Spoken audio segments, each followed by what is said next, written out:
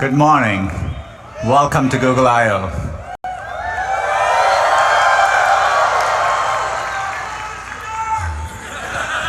I love you guys too. Can't believe it's 1 year already.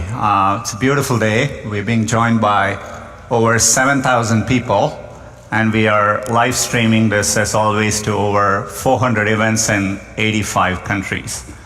Last year was the 10th year since Google I/O started, and so we moved it closer to home at Shoreline, back where it all began. Seems to have gone well. I checked the Wikipedia entry from last year.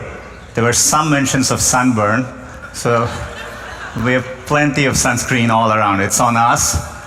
Use it liberally.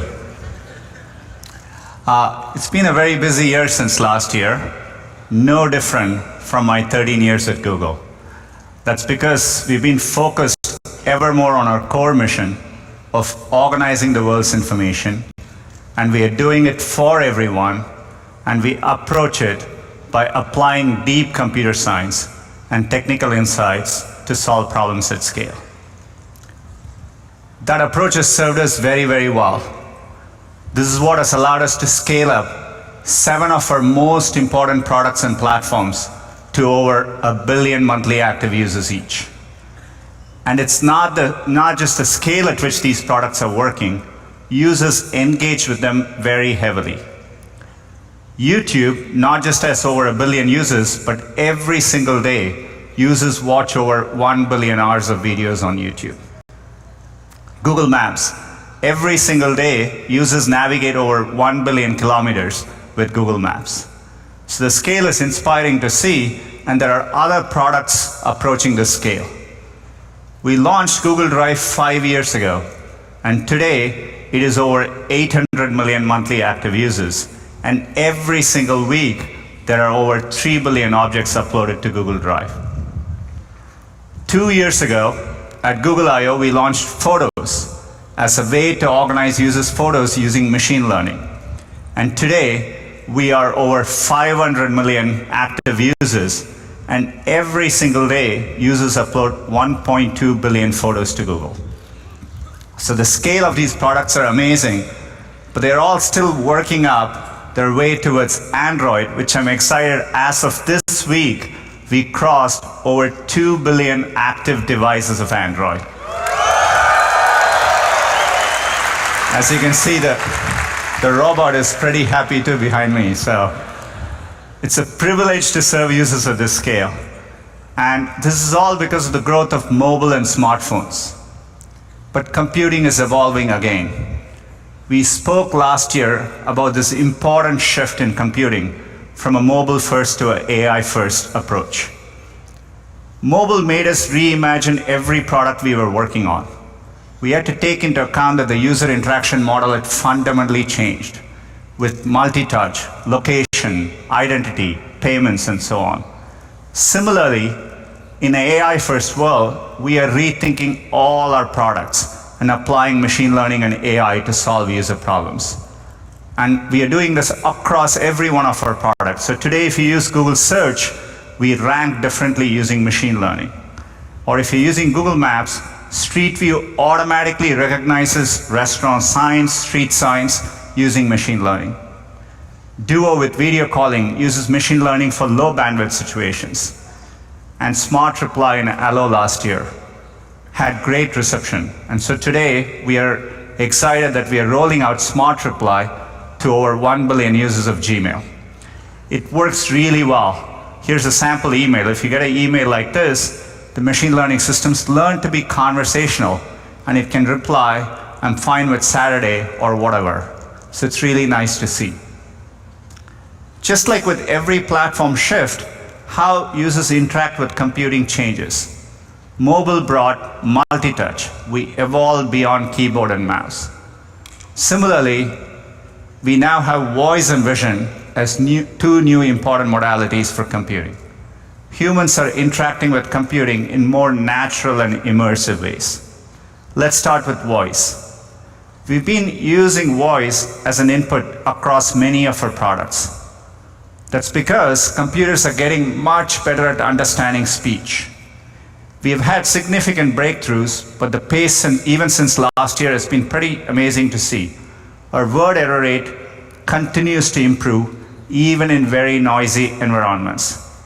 This is why, if you speak to Google on your phone or Google Home, we can pick up your voice accurately, even in noisy environments.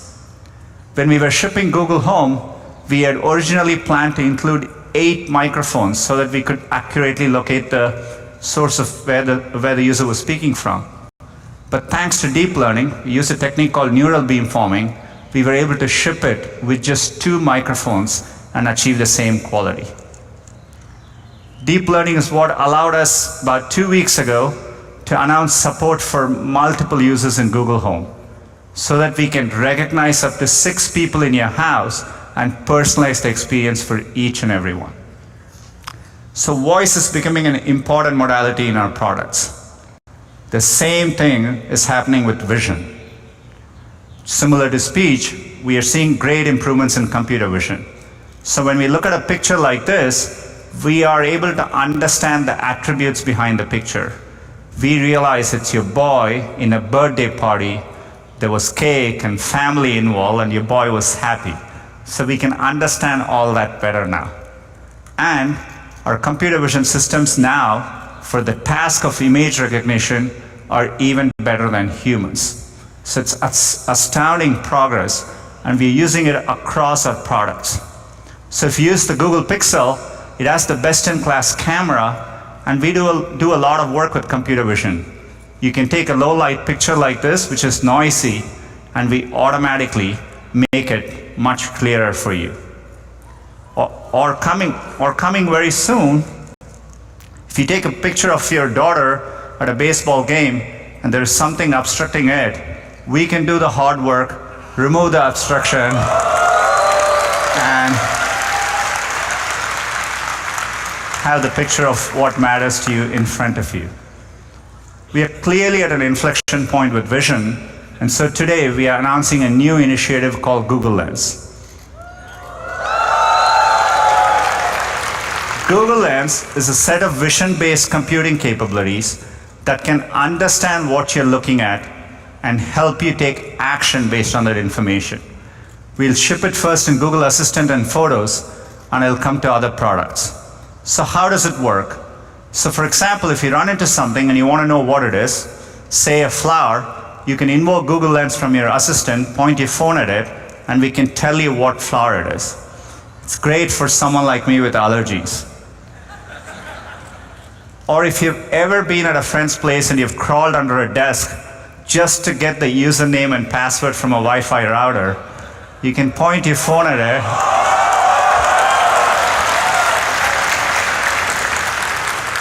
and we can automatically do the hard work for you.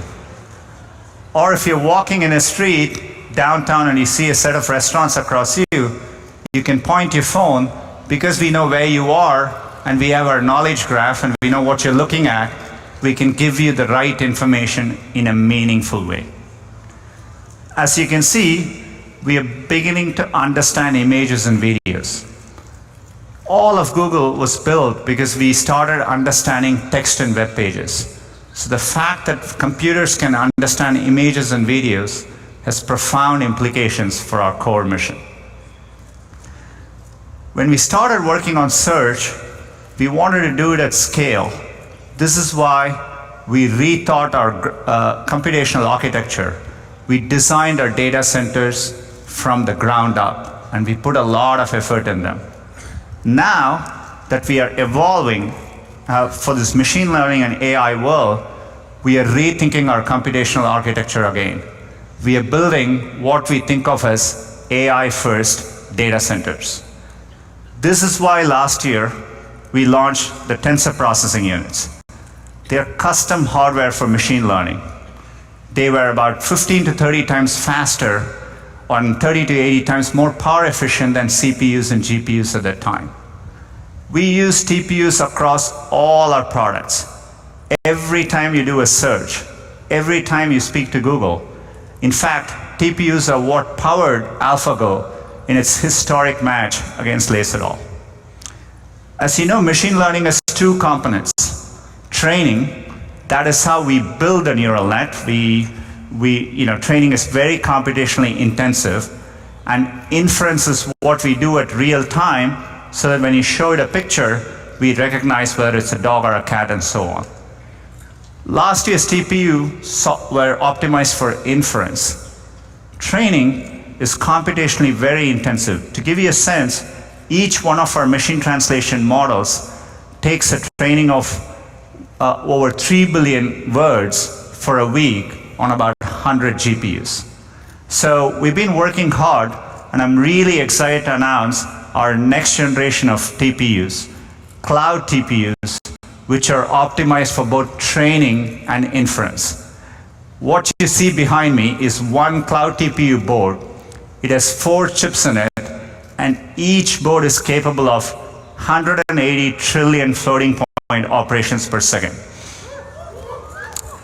And we have designed it for our data centers so you can easily stack them. You can put 64 of these into one big supercomputer. We call these TPU pods, and each pod is capable of 11.5 petaflops.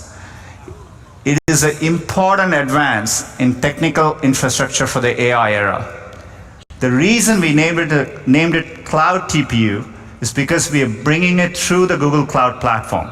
So cloud TPUs are coming to Google Compute Engine as of today.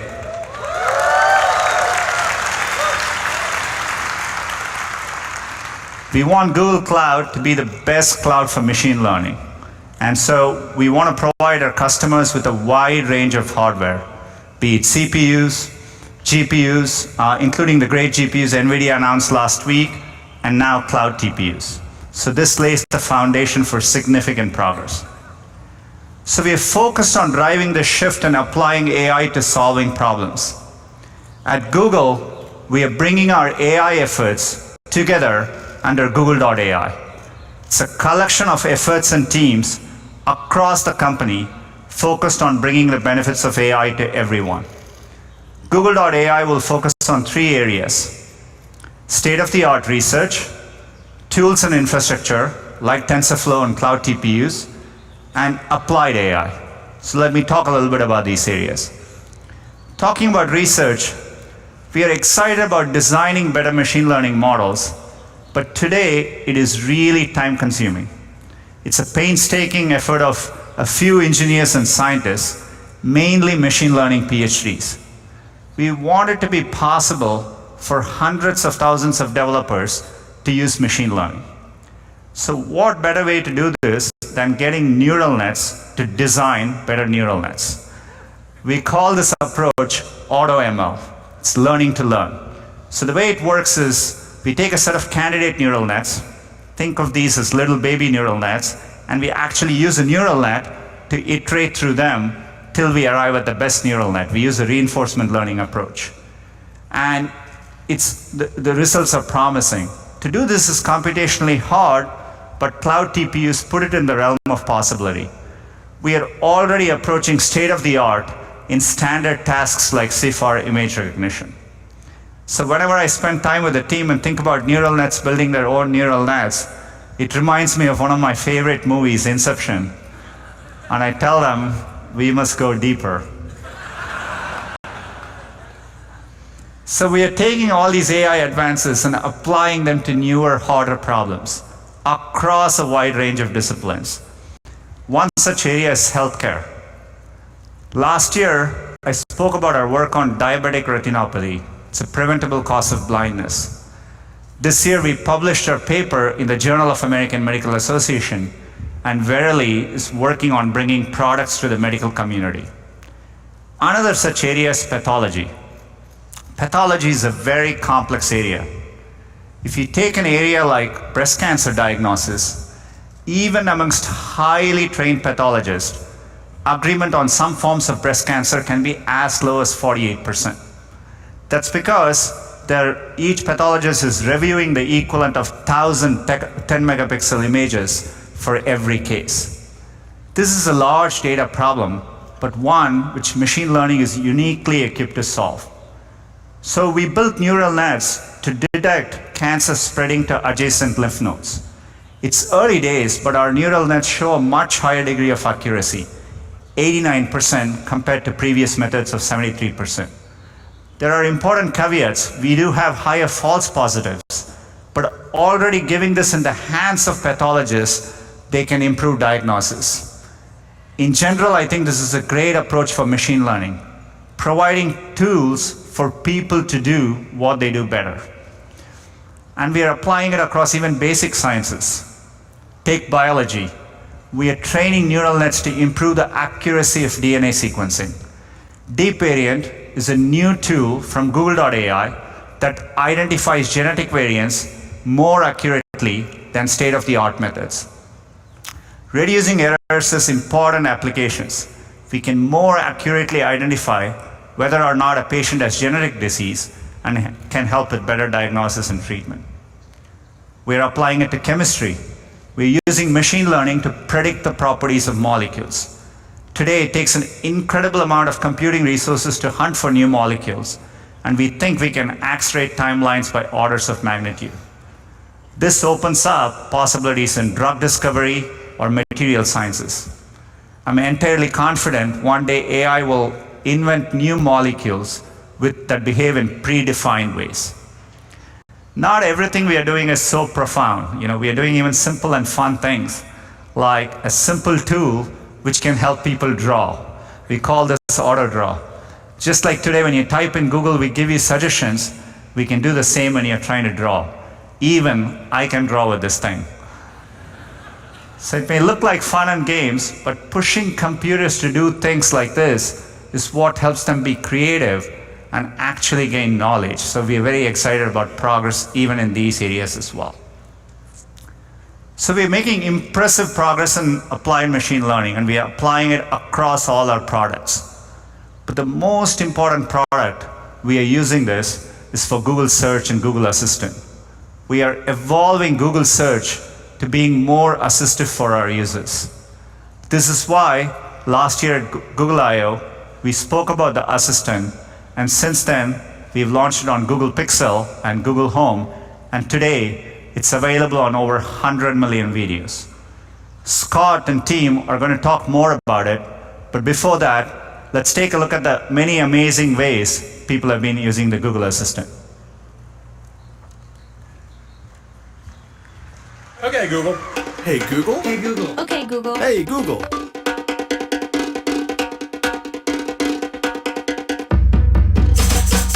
Play some dance music. Sure. This is fresh air. My guest will be Kimmy Schmidt on Netflix. Okay, Google, count to 100. Sure. 1, 2, 3. Play Vacuum Harmonica on my TV. 71, 72, 73. Play the Wonder Woman trailer. Hey, Google. Talk to Domino's. Talk to Lonely Planet. Talk to Quora. Show me my photos from last weekend. Your car is parked at 22B. Today in the news. Turn the living room lights on. Okay, turning on the lights. I'm back, baby. Hey, Google. Drop a beat. Flip a coin. Call Jill. Set a timer. Talk to Headspace. And then just for a moment, I'd like you to let go of any focus at all. Just let your mind do whatever it wants to do. Done. Hey, Google. Good night. Turning off all the things.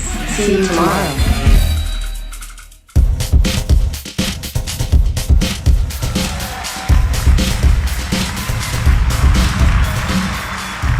Hey everyone. Last year at I/O, we introduced the Google Assistant, a way for you to have a conversation with Google to get things done in your world. Today, as Sundar mentioned, we're well on our way, with the Assistant available on over 100 million devices. Now, just as Google Search simplified the web and made it more useful for everyone, your Google Assistant simplifies all the technology in your life. You should be able to just express what you want throughout your day, and the right thing should happen. That's what the Google Assistant is all about. It's your own individual Google. Now, that video we saw really captures the momentum of this project. We've made such big strides, and there's so much more to talk about today. The Assistant is becoming even more conversational, always available wherever you need it, and ready to help get even more things done. First, We fundamentally believe that the Google Assistant should be hands down the easiest way to accomplish tasks, and that's through conversation. It comes so naturally to humans, and now Google is getting really good at conversation too. Almost 70% of requests to the Assistant are expressed in natural language, not the typical keywords that people type in a search box. And many requests are follow-ups that continue the conversation. We're really starting to crack the hard computer science challenge of conversationality by combining our strengths in speech recognition, natural language understanding, and contextual meaning. Now, recently we made the Assistant even more conversational, so each member of the family gets relevant responses just for them by asking with their own voice. And we're continuing to make interacting with your Assistant more natural. For example, it doesn't always feel comfortable to speak out loud to your Assistant. So today, we're adding the ability to type to your Assistant on the phone. Now, this is great when you're in a public place and you don't want to be overheard. The Assistant's also learning conversation beyond just words. With another person, it's really natural to talk about what you're looking at. Sundar spoke earlier about how AI and deep learning have led to tremendous strides in computer vision. Soon, with the smarts of Google Lens, your Assistant will be able to have a conversation about what you see. Now, this is really cool, and Ibrahim is here to help me show you a couple examples of what we'll launch in the coming months. So, last time I traveled to Osaka, I came across a line of people waiting to try something that smelled amazing. Now, I don't speak Japanese, so I couldn't read the sign out front. But Google Translate knows over 100 languages, and my Assistant will help with visual translation. I just tap the Google Lens icon, point the camera, and my Assistant can instantly translate them into English. And now I continue the conversation. What does it look like? These pictures should match. All right, it looks pretty yummy. Now notice, I never had to type the name of the dish. My Assistant used visual context and answered my question conversationally. Let's look at another example. Some of the most tedious things I do on my phone stem from what I see. A business card I want to save, details from a receipt I need to track, and so on. With Google Lens, my Assistant will be able to help with those kinds of tasks too. I love live music, and sometimes I see info for shows around town that look like fun. Now, I can just tap the Google Lens icon and point the camera at the event marquee. My Assistant instantly recognizes what I'm looking at. Now, if I wanted to, I could tap to hear some of this band's songs, and my Assistant offers other helpful suggestions right in the viewfinder. There's one to buy tickets from Ticketmaster and another to add the show to my calendar. With just a tap, my Assistant adds the concert details to my schedule. Saving event. Save Stone Foxes for May 17th at 9 p.m. Awesome. My Assistant helped me keep track of the event, so I won't miss the show, and I didn't have to open a bunch of apps or type anything. Thanks, Ibrahim. So that's how the Assistant is getting better at conversation, by understanding language and voices, with new input choices, and with the power of Google Lens. Second, the Assistant is becoming a more connected experience that's available everywhere you need help. From your living room to your morning jog, from your commute to errands around town, your Assistant should know how to use all of your connected devices for your benefit. Now, we're making good progress in bringing the Assistant to those 2 billion phones and other devices powered by Android, like TVs, wearables, and car systems. And today, I'm excited to announce that the Google Assistant is now available on the iPhone. So no matter what smartphone you use, you can now get help from the same smart Assistant throughout the day, at home and on the go. The Assistant brings together all your favorite Google features on the iPhone. Just ask to get package delivery details from Gmail, watch videos from your favorite YouTube creators, get answers from Google Search, and much more. You can even turn on the lights and heat up the house before you get home. Now, Android devices and iPhones are just part of the story. We think the Assistant should be available on all kinds of devices where people might want to ask for help. The new Google Assistant SDK allows any device manufacturer to easily build the Google Assistant into whatever they're building. Speakers, toys, drink mixing robots, whatever crazy device all of you think up, now can incorporate the Google Assistant. And we're working with many of the world's best consumer brands and their suppliers. So keep an eye out for the badge that says Google Assistant built in when you do your holiday shopping this year. Now, obviously, another aspect of being useful to people everywhere is support for many languages. I'm excited to announce that starting this summer, the Google Assistant will begin rolling out in French, German, Brazilian Portuguese, and Japanese on both Android phones and iPhones. By the end of the year, we'll also support Italian, Spanish, and Korean. So that's how the Assistant is becoming more conversational, and how it will be available in even more contexts. Finally, the Assistant needs to be able to get all kinds of useful things done for people. You know, people sometimes ask if the Assistant is just a new way to search. Now, of course, you can ask your Assistant to get all sorts of answers from Google Search. But beyond finding information, users are also asking the Assistant to do all sorts of things for them. Now, as you've already seen, the Assistant can tap into capabilities across many Google apps and services. But Google's features are just part of the story. We also opened the Assistant to third-party developers who are building some really useful integrations. I'll turn it over to Valerie to share more about how the developer platform is getting stronger.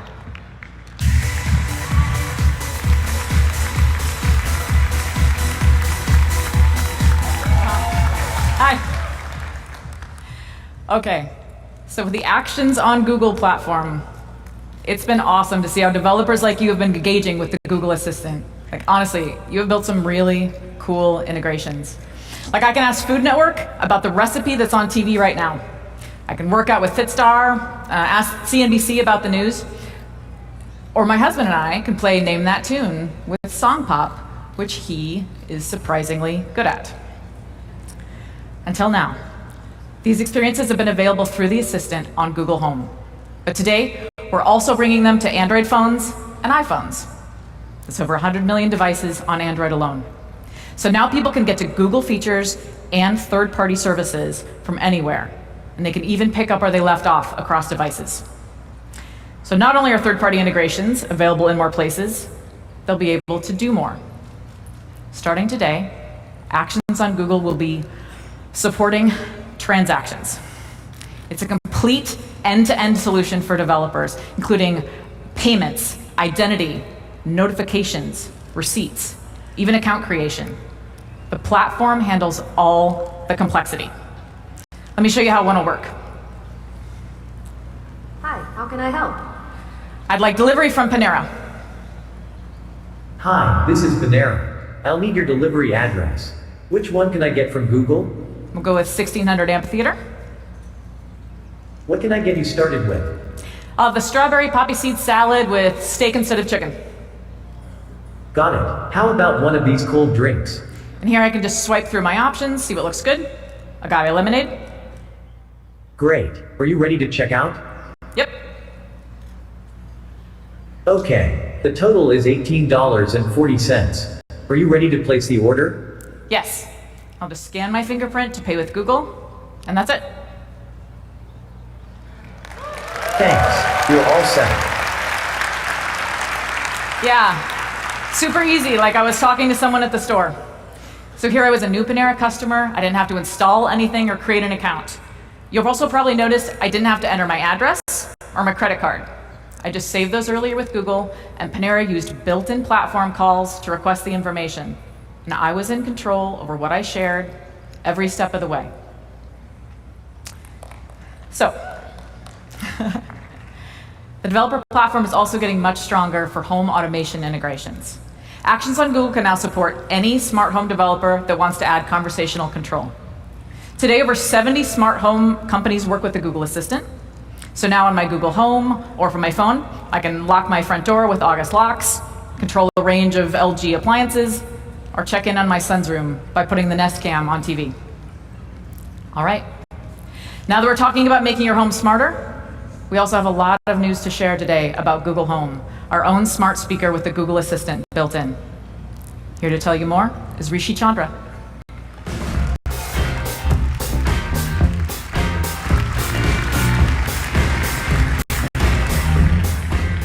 Thanks, Valerie.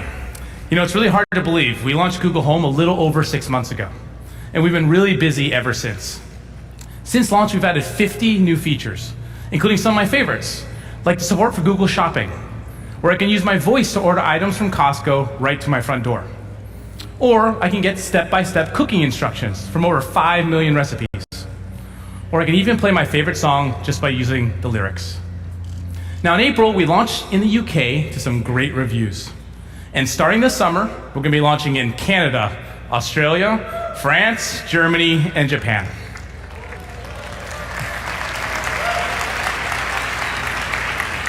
And with support for multiple users, we can unlock the full potential of Google Home to offer a truly personal experience. So now you can schedule a meeting, set a reminder, or get your own daily briefing with My Day by using your own voice, and get your commute, your calendar appointments, and your news sources. Now today I'd like to share 4 new features we'll be rolling out over the coming months. So first, we're announcing support for proactive assistance coming to Google Home. Home is great at providing personally relevant information for you when you ask for it, but we think it'd be even more helpful if it can automatically notify you of those timely and important messages. And we do this by understanding the context of your daily life and proactively looking for that really helpful information and providing it for you in a hands-free way. So for example, let's say I'm relaxing and playing a game with the kids. Well, I can see that the Google Home lights just turned on. Hey Google, what's up? Hi Rishi, traffic's heavy right now, so you'll need to leave in 14 minutes to get to Shoreline Athletic Fields by 3:30 p.m. That's pretty nice. The assistant saw the game coming up on my calendar and got my attention because I had to leave earlier than normal. So now my daughter can make it to that soccer game right on time. Now we're gonna start simple with really important messages like reminders, traffic delays, and flight status changes. And with multiple user support, you'll have the ability to control the type of proactive notifications you want over time. All right, second, another really common activity we do in the home today is communicate with others. And a phone call is still the easiest way to reach someone. So today, I'm excited to announce hands-free calling coming to Google Home. It's really simple to use. Just ask the Google Assistant to make a call, and we'll connect you. You can call any landline or mobile number in the US or Canada completely free. And it's all done in a hands-free way. For example, let's say I forgot to call my mom on Mother's Day. Well, now I can call her while I'm scrambling to get the kids ready for school in the morning. I just need to say, hey Google, call mom. Sure, calling mom.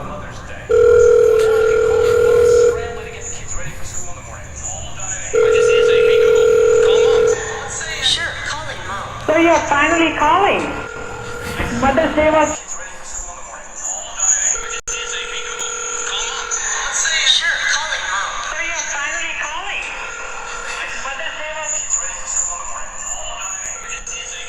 Calling, right?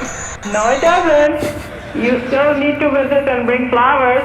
Okay, I'm on it. Bye. Bye. It's that simple. We're just making a standard phone call through Google Home. So my mom didn't need to learn anything new. She just needed to answer her phone. There's no additional setup, apps, or even phone required. And since the assistant recognized my voice, we called my mom. If my wife had asked, we would have called her mom. We can personalize calling just like everything else. And now anyone in the home can call friends, family, even businesses. Maybe on a local florist to get some flowers for your mom. Now by default, we're gonna call it with a private number, but you also have the option to link your mobile number to the Google Assistant. And we'll use that number whenever we recognize your voice. So whoever you call, let's know it's coming from you. Now we'll be rolling out hands-free calling in the US to all existing Google Home devices over the next few months. It's the ultimate hands-free speakerphone.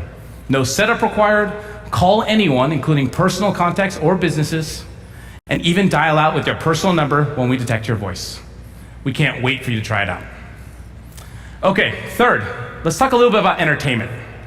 We designed Google Home to be a great speaker, one that you can put in any room in the house, or wirelessly connect to other Chromecast built-in speaker systems. Well, today we're announcing that Spotify, in addition to their subscription service, will be adding their free music service to Google Home. So it's even easier to play your Spotify playlist. We'll also be adding support for SoundCloud and Deezer, two of the largest global music services today. And these music services will join many of the others already available through the Assistant. And finally, we'll be adding Bluetooth support to all existing Google Home devices, so you can play any audio from your iOS or Android device. But Google Home can do much more than just audio. Last year, we launched the ability to use your voice to play YouTube, Netflix, and Google Photos right on your TV. And today, we're announcing additional partners, including HBO Now. So just say what you want to watch, and we'll play it for you, all in a hands-free way. With Google Home, we want to make it really easy to play your favorite entertainment. Okay, finally, I want to talk a little bit how we see the assistant evolving to help you in a more visual way. Voice responses are great, but sometimes a picture is worth 1,000 words. So today, we're announcing support for visual responses with Google Home. Now to do that, we need a screen. Well, fortunately, many of us already have a ton of screens in our home today. Our phones, our tablets, even our TVs. The Google Assistant should smartly take advantage of all these different devices to provide you the best response on the right device. For example, with Google Home, I can easily get location information. Okay, Google, where's my next event? Your Pokemon Go hike is at Rancho San Antonio Reserve. It's for my kids. At 11 a.m. It's for my today. kids, relax. But if I want to view the directions, the best place to do it is on my phone. Well, soon you could just say, okay, Google, let's go. All right, I'm sending the best route to your phone. And we'll automatically notify your phone, whether it's Android or iOS, and take you straight to Google Maps. So you can glance at directions, interact with the map, or just start navigation. It's really simple. Now, TVs are another natural place to get help from the Google Assistant. And we have a great place to start with over 50 million Chromecast and Chromecast built-in devices. So today we're announcing that we'll be updating Chromecast to show visual responses on your TV when you ask for help for Google Home. For example, I can now say, okay, Google, show my calendar for Saturday. Showing it on your TV. It'll show up right on the TV screen. I'll immediately get results from the assistant. And since the assistant detected my voice, we're showing my calendar. Others will see their calendar by using their voice. We can personalize the experience even on the TV. And you can continue to follow up the conversation. Looks like I have a biking trip to Santa Cruz. What's the weather in Santa Cruz this weekend? This weekend in Santa Cruz, it will be clear and sunny most of the time. So it's really easy and it's all hands-free. Your assistant can provide a visual response to a TV to a lot of different types of questions. You know, we talked how easy it is to play what you want to watch on the TV screen. But what about those times you don't know what to watch? Well, soon you could just ask, hey Google, what's on YouTube? Here you go. And it'll show me my personalized results right on the TV screen. If I don't like any of the options, I can continue the conversation with my voice. Show my watch later list. All right. Play Send My Love. Playing Send My Love from YouTube.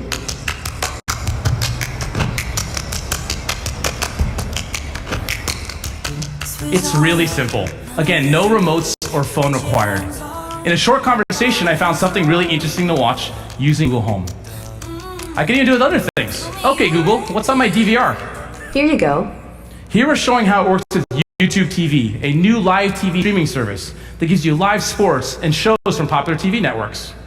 And YouTube TV includes a cloud DVR, so I can easily play my saved episodes. Play Modern Family. Okay, playing Modern Family from YouTube TV. You guys have it too easy nowadays. You can just lay around eating snacks saying, okay, Google, dim the kitchen lights. Sure thing. Go ahead, Dad. Okay, Google, show me a video of a kangaroo playing badminton with a pirate. Sure, playing on YouTube. What?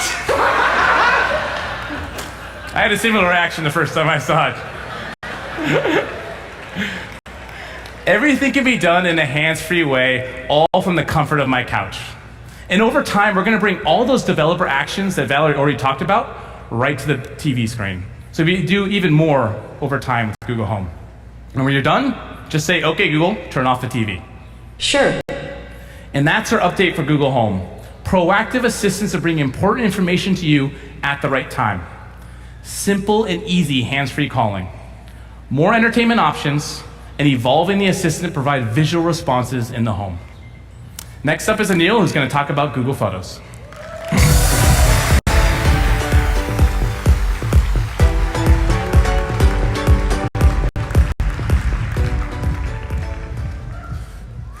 2 years ago, we launched Google Photos with an audacious goal: to be the home for all your photos, automatically organized and brought to life so that you could easily share and save what matters.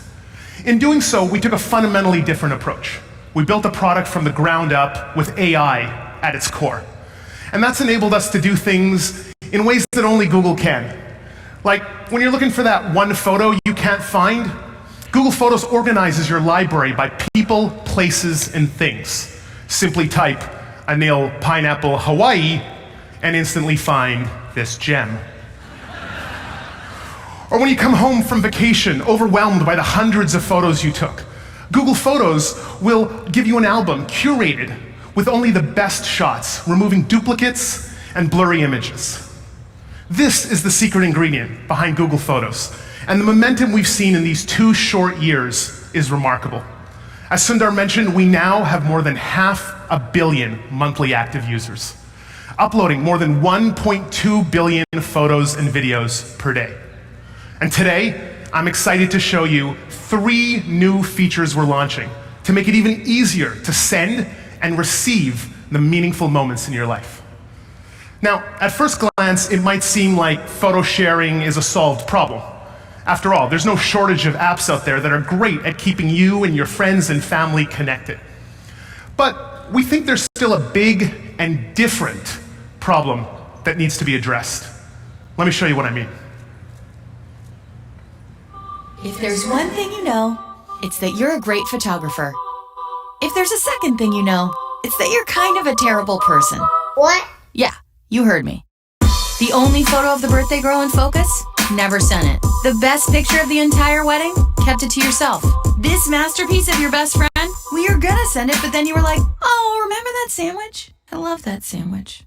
If only something could say, hey, Eric looks great in these, do you want to send them to him? And you could be like, great idea. Well, it can. Wait, it can? Yep, with Google Photos.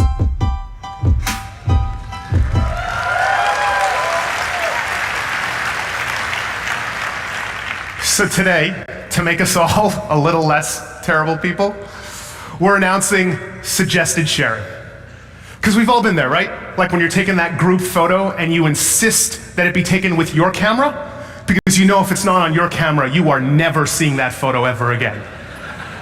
Now, thanks to the machine learning in Google Photos, we'll not only remind you so you don't forget to share, we'll even suggest the photos and people you should share with. In one tap, you're done. Let's have a look at suggested sharing in action. I'm once again joined on stage by my friend and Google Photos product lead, David Lieb. All right, so here are a bunch of photos Dave took while bowling with the team last weekend. He was too busy enjoying the moment, so he never got around to sharing them. But this time, Google Photos sent him a reminder via notification and also by badging the new Sharing tab. The Sharing tab is where you're going to be able to find all of your Google Photos sharing activity, and at the top, your personal suggestions based on your sharing habits and what's most important to you. Here is the sharing suggestion that Dave got from his day bowling. Google Photos recognized this was a meaningful moment, it selected the right shots, and it figured out who he should send it to based on who was in the photos. In this case, it's John V, Jason, and a few others who are also at the event. Dave can now review the photo selected, as well as update the recipients, or if he's happy with it, he can just tap send. And that's it. Google Photos will even send an SMS or an email to anyone who doesn't have the app, and that way everyone can view and save the full resolution photos, even if they don't have Google Photos accounts. And because Google Photos sharing works on any device, including iOS, let's have a look at what John V sees on her iPhone. She receives a notification, and tapping on it lets her quickly jump right into the album and look at all the photos that Dave has shared with her. But notice here at the bottom, she's asked to contribute the photos she took from the event, with Google Photos automatically identifying and suggesting the right ones. John V can review the suggestions and then simply tap add. Now all of these photos are finally pooled together in one place, and Dave gets some photos he's actually in. Which is great, because a home for all your photos really should include photos of you. Now, even though suggested sharing takes the work out of sharing, Sometimes there's a special person in your life who you share just about everything with. Your partner, your best friend, your sibling. Wouldn't it be great if Google Photos automatically shared photos with that person? For example, I would love it if every photo I ever took of my kids was automatically shared with my wife. And that's why today we're also announcing shared libraries.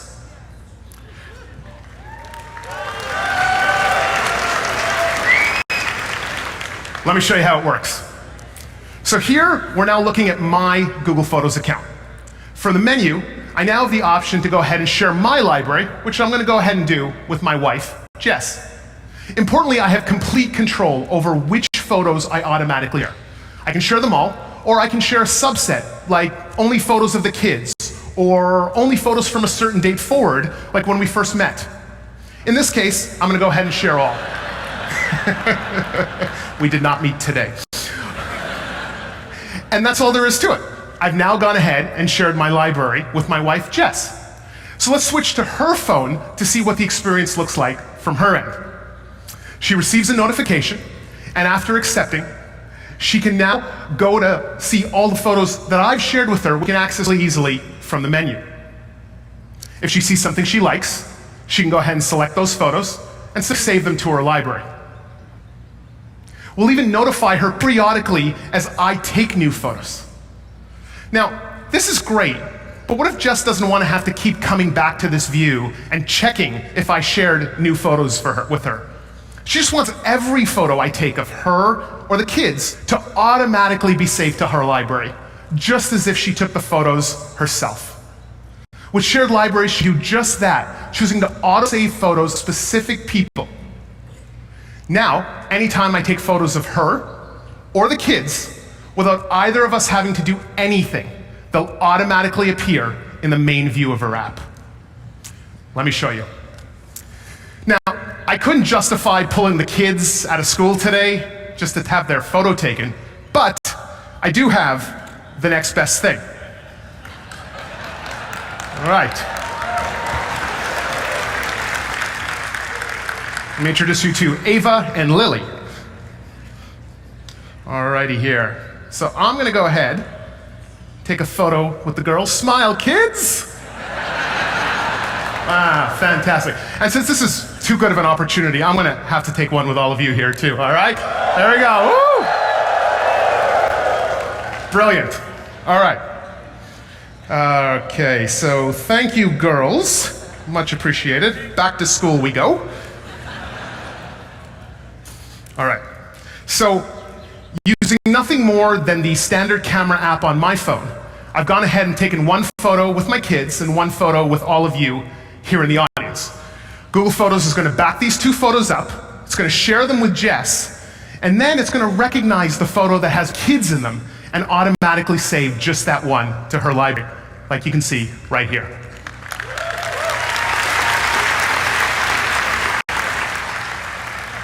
Now finally, Jess and I can stop worrying about whose phone we're using to take the photos. All the photos of family are in my Google Photos app, and they automatically appear in hers too. And best of all, these family photos are part of both of our search results, and they're included in the great collages, movies, and other fun creations that Google Photos makes for us. But notice how only the photos with the kids showed up in Jess's main view. But because I shared my entire library with her, I can simply go to the menu, and Jess can now see all the photos, including the one with all of you.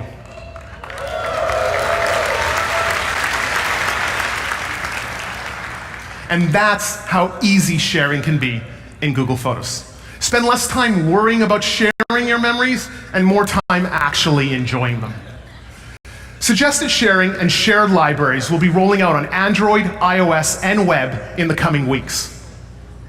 Finally, we know sharing doesn't always happen through apps and screens. There's still something pretty special about looking at and even gathering around an actual printed photo. But printing photos and albums today is hard. You have to hunt across devices and accounts to find the right photos, select the best among the duplicates and blurry images, upload them to a printing service, and then arrange them across dozens of pages. It can take hours of sitting in front of a computer just to do one thing. Thankfully, our machine learning in Google Photos already does most of this work for you, and today we're bringing it all together with the launch of PhotoBooks. They're beautiful, high quality with a clean and modern design, but the best part is that they're incredibly easy to make, even on your phone. What used to take hours now only takes minutes. I recently made a book for Jess on Mother's Day, and let me show you just how easy and fast that was. First, thanks to unlimited storage, all my life's moments are all here in Google Photos. No need to upload them to another website or app. Now, my favorite way to start a book is to use People Search. Since this is a Mother's Day gift, I'm going to simply find photos of Jess, Ava, and Lily. There they are. All right. I thought I took more photos. All right. So why don't we just go and pick another set of photos? Dave, if that one's not coming up, it'll be a fun Mother's Day gift for her. She'll get a different surprise. So I'll select a bunch of photos here. And the good news is, I don't have to figure out which are the right photos and which are the good ones, because this is where Google Photos really shines. I'm just going to go ahead and hit plus, select Photo Book. I'm going to pick a hardcover book. We offer both a soft cover and a hard cover. And notice what happens. Google Photos is going to pick the best photos for me, automatically suggesting photo for this case. How awesome is that? And it's even going to go ahead and lay them all out for me.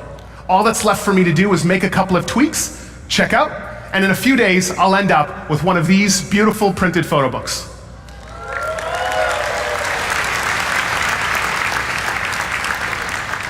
And soon, we'll make it even easier to get started, applying machine learning to create personalized photo books you'll love. So when you go to Photo Books from the menu, you'll see pre-made books tailored just for you.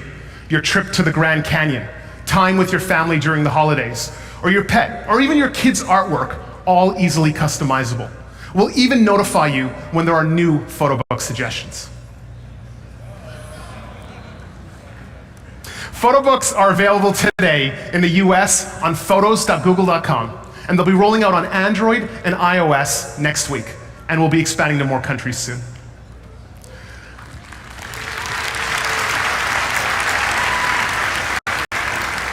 I am really excited about this launch, and I want all of you to be the first to try it out. And that's why everyone here at I/O will be receiving a free hardcover photo book.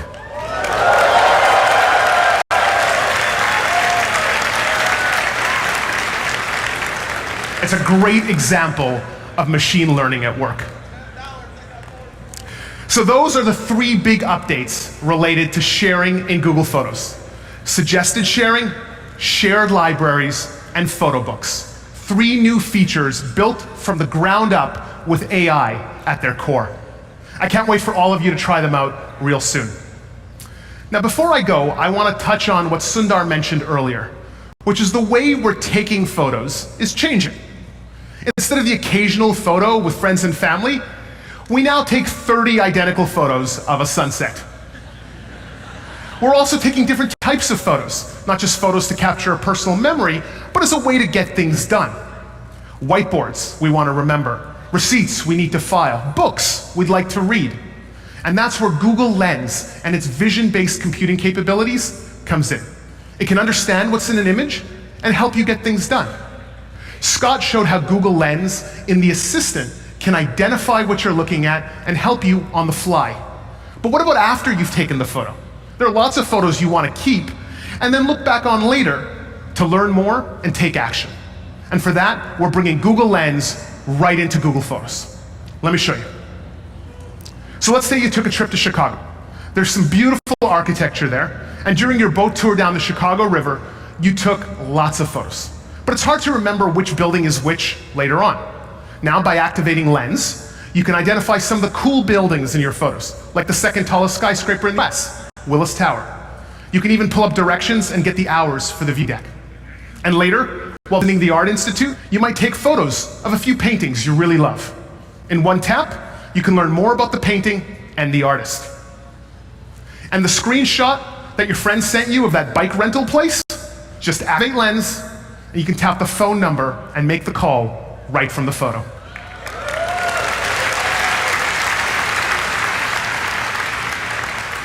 Lens will be rolling out in Google Photos later this year and will be continually improving the experience, so it recognizes even more objects and lets you do even more with them. And those are the updates for Google Photos.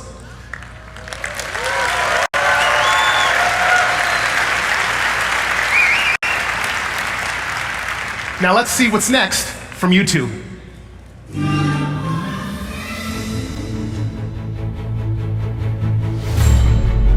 Look at that. Oh my god. Go, go, go!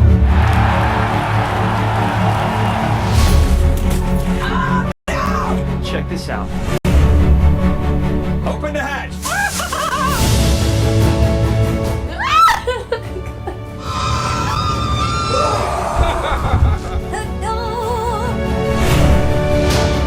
This is the world's highest pass! I got it,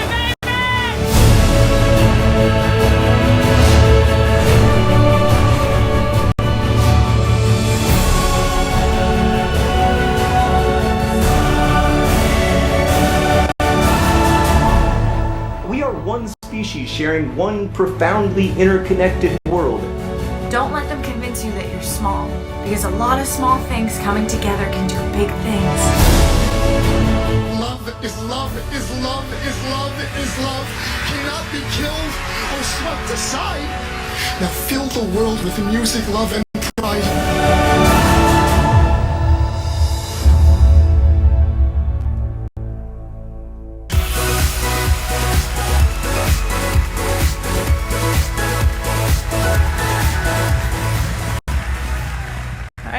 Good morning, everyone. I am thrilled to be here at my first ever I.O. on behalf of YouTube. Thank you. So that opening video that we all just saw, that's a perfect glimpse into what makes YouTube so special. The incredible diversity of content. 1 billion people around the globe come to YouTube every month to watch videos from new and unique voices. And we're hard at work to make sure that we can reach the next billion viewers, which you'll hear about in a later I.O. session today. We want to give everyone the opportunity to watch the content on YouTube. So YouTube is different from traditional media in a number of ways. First of all, YouTube is open. Anyone in the world can upload a video that everyone can watch. You can be a vlogger, broadcasting from your bedroom, a gamer, live streaming from your console, or a citizen journalist, documenting events live from your phone on the front lines. And what we've seen is that openness leads to important conversations that help shape society. From advancing LGBTQ rights, to highlighting the plight of refugees, to encouraging body positivity. And we've seen in our numbers that users really want to engage with this type of diverse content. We are proud that last year, we passed 1 billion hours a day being watched on YouTube, and our viewership is not slowing down. The second way that YouTube is different from traditional media is that it's not a one-way broadcast. It's a two-way conversation. Viewers interact directly with their favorite creators via comments, mobile live streaming, fan polls, animated GIFs, and VR. And these features enable viewers to come together and to build communities around their favorite content. So one of my favorite stories of a YouTube community is the eNable Network. A few years ago, an engineering professor named John Schull saw a YouTube video about a carpenter who had lost 2 of his fingers.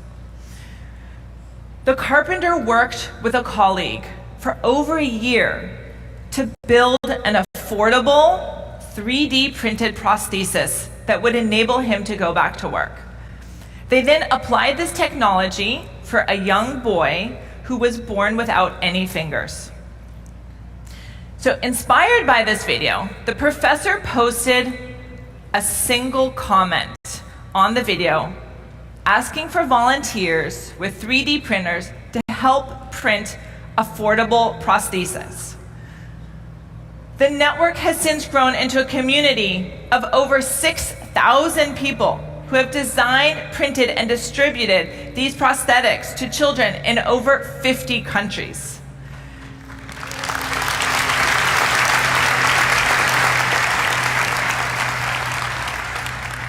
So today, thousands of children have regained the ability to walk, touch, play, and all because of the one video, one comment, and that incredible YouTube community that formed to help.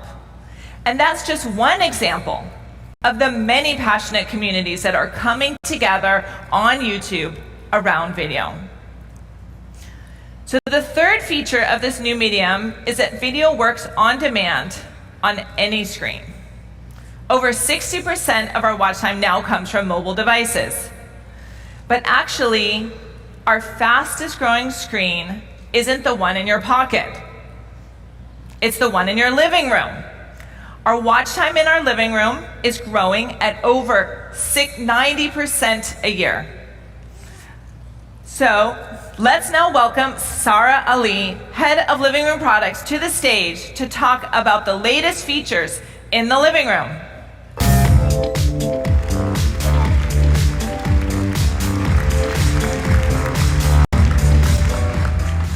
Thank you, Susan. So earlier today, you heard from Rishi about how people are watching YouTube on the TV via the Assistant. But another way people are enjoying video is through the YouTube app, which is available on over 500 million smart TVs, game consoles, and streaming devices. And that number continues to grow around the world. So when I think about why YouTube is so compelling in the living room, it isn't just about the size of the screen. It's about giving you an experience that TV just can't match. First, YouTube offers you the largest library of on-demand content. Second, our recommendations build channels and lineups based on your personal interests and what you enjoy watching. And third, it's a two-way interactive experience with features like voice control. And today, I'm super excited to announce that we are taking the interactive experience a step further by introducing 360 video in the YouTube app on the big screen. And you know that you can already watch 360 videos on your phone or in your Daydream headset, but soon you'll be able to feel like you're in the middle of the action, right from your couch and on the biggest screen you own. Now, one of my personal interests outside of work is to travel. And one place I'd love to visit is Alaska to check out the Northern Lights. So let's do a voice search. Aurora Borealis 360. Great, let's choose that first video. And now, using my TV remote, I'm able to pan around this video, checking out this awesome view from every single angle. Traveling is great, especially when I don't have to get on a flight, but 360 is now a brand new way to attend concerts. I didn't make it to Coachella, but here I can experience it like I was on stage. And to enhance the experience even further, we are also introducing Live 360 in the living room. Soon, you'll be able to witness moments and events as they unfold in a new, truly immersive way. So whether you have a Sony Android TV or an Xbox One console, soon you'll be able to explore 360 videos right from the comfort of your couch and along with your friends and family. And now, to help show you another way we're enabling interactivity, please join me in welcoming Barbara McDonald, who's the lead of something we call Super Chat.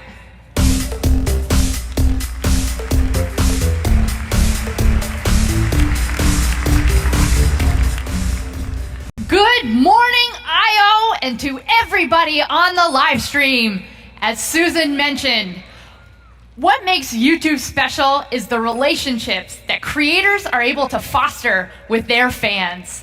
And one of the best ways to connect with your fans is to bring them live, behind the scenes of your videos, offering up can't-miss content.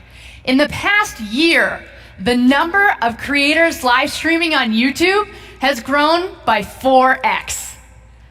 This growth is awesome. And we want to do even more to deepen the connection between creators and their fans during live streams. That's why earlier this year, we rolled out a new feature called Super Chat. When a creator is live streaming, fans can purchase Super Chats, which are highlighted fun chat messages. Not only do fans love the recognition, but creators earn extra money from it. In the past 3 months since launch, we've been amazed by the different ways creators are using Super Chat. Even April, our favorite pregnant giraffe, who unfortunately could not be here with us today, has raised tens of thousands of dollars for her home, the Animal Adventure Park. But okay, we can clap for that. But enough talking from me. We are going to do a live stream right here, right now, to show all of you how Super Chat works. And to help me, I'm very excited to introduce top YouTube creators with 9 million subscribers and over 1 billion lifetime channel views on the grass back there, the Slow-Mo Guys. Hello, everyone. Wow. Hey, happy to be here. How's it going? It's great to have you. So let's pull up their live stream. And just look, chat is flying. Now, I love the Slow-Mo Guys, and I want to make sure that they see my message. So I'm going to Super Chat them. Pulled up the stream, and right from within live chat, I'm able to enter my message, select my amount, make the purchase, and send. Boom! See how much that message stands out? And it gets pinned to the top. It's cool, right? Yeah, thanks, Barbara. It's actually lovely at the minute, although I feel like there's a high chance of showers. Very local showers, like specifically to this stage. Very sudden, yeah. Ooh, I wonder. Well, because we know developers are incredibly creative, we wanted to see what you can do to make Super Chat even more interactive. So we've launched an API for it. And today, we're taking it to the next level with a new developer integration that triggers actions in the real world. This means that when a fan sends a Super Chat to a creator, things can happen in real life, such as turning the lights on or off in the creator's studio, flying a drone around, or pushing buttons on their toys and gadgets. The Slow-Mo Guys are going to create their next slow motion video using Super Chat's API. We have now rigged things up so that when I send my next Super Chat, it will automatically trigger the lights and a big horn in this amphitheater, okay? And that is going to signal our friends back there on the lawn to unleash a truckload of water balloons at the Slow-Mo Guys. I'm scared. Yeah. That's right. For every dollar, we're going to take another balloon. So more money means more balloons. Although I did hear a guy over here go, "Oh, we're going to totally nail these guys." All right, that's got to be at least $4 right there. So yeah, each dollar donated goes to the cause that Susan mentioned earlier, the E-Enable Network. Okay, so how much do you think we can send? I can start at $1 and go anywhere upwards from there. So it's for charity. How do we think 100? How's that sound? Okay, higher, 200? 200? How about $500 for 500 balloons? $500! I can do that. Okay. So I'm gonna send my Super Chat and hit send. 500. Woo!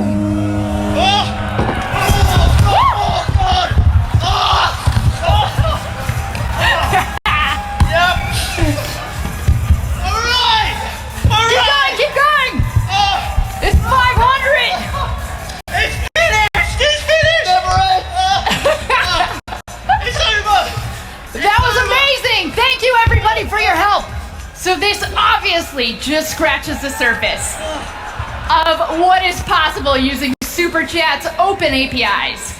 And we are super excited to see what all of you will do with it next. So Susan, how about you come back out here and let's check out the video we all made.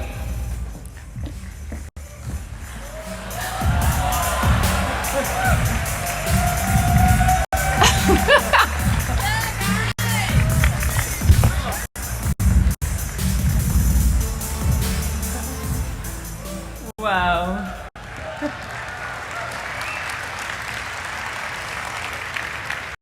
Thank you, Slow-Mo guys. Thank you, Barbara. I'm really happy to announce that YouTube is going to match the Slow-Mo guy Super Chat earnings from today 100x to make sure that we're supplying prosthetics to children in need around the world.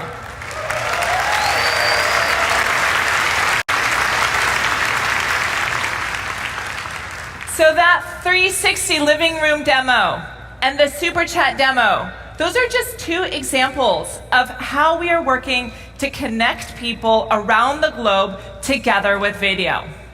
Now, I hope that what you've seen today is that the future of media is a future of openness and diversity, a future filled with conversations and community, and a future that works across all screens. Together with creators, viewers, and partners, we are building the platform of that future. Thank you, I.O. And please welcome me and Dave Burke joining us to talk about Android.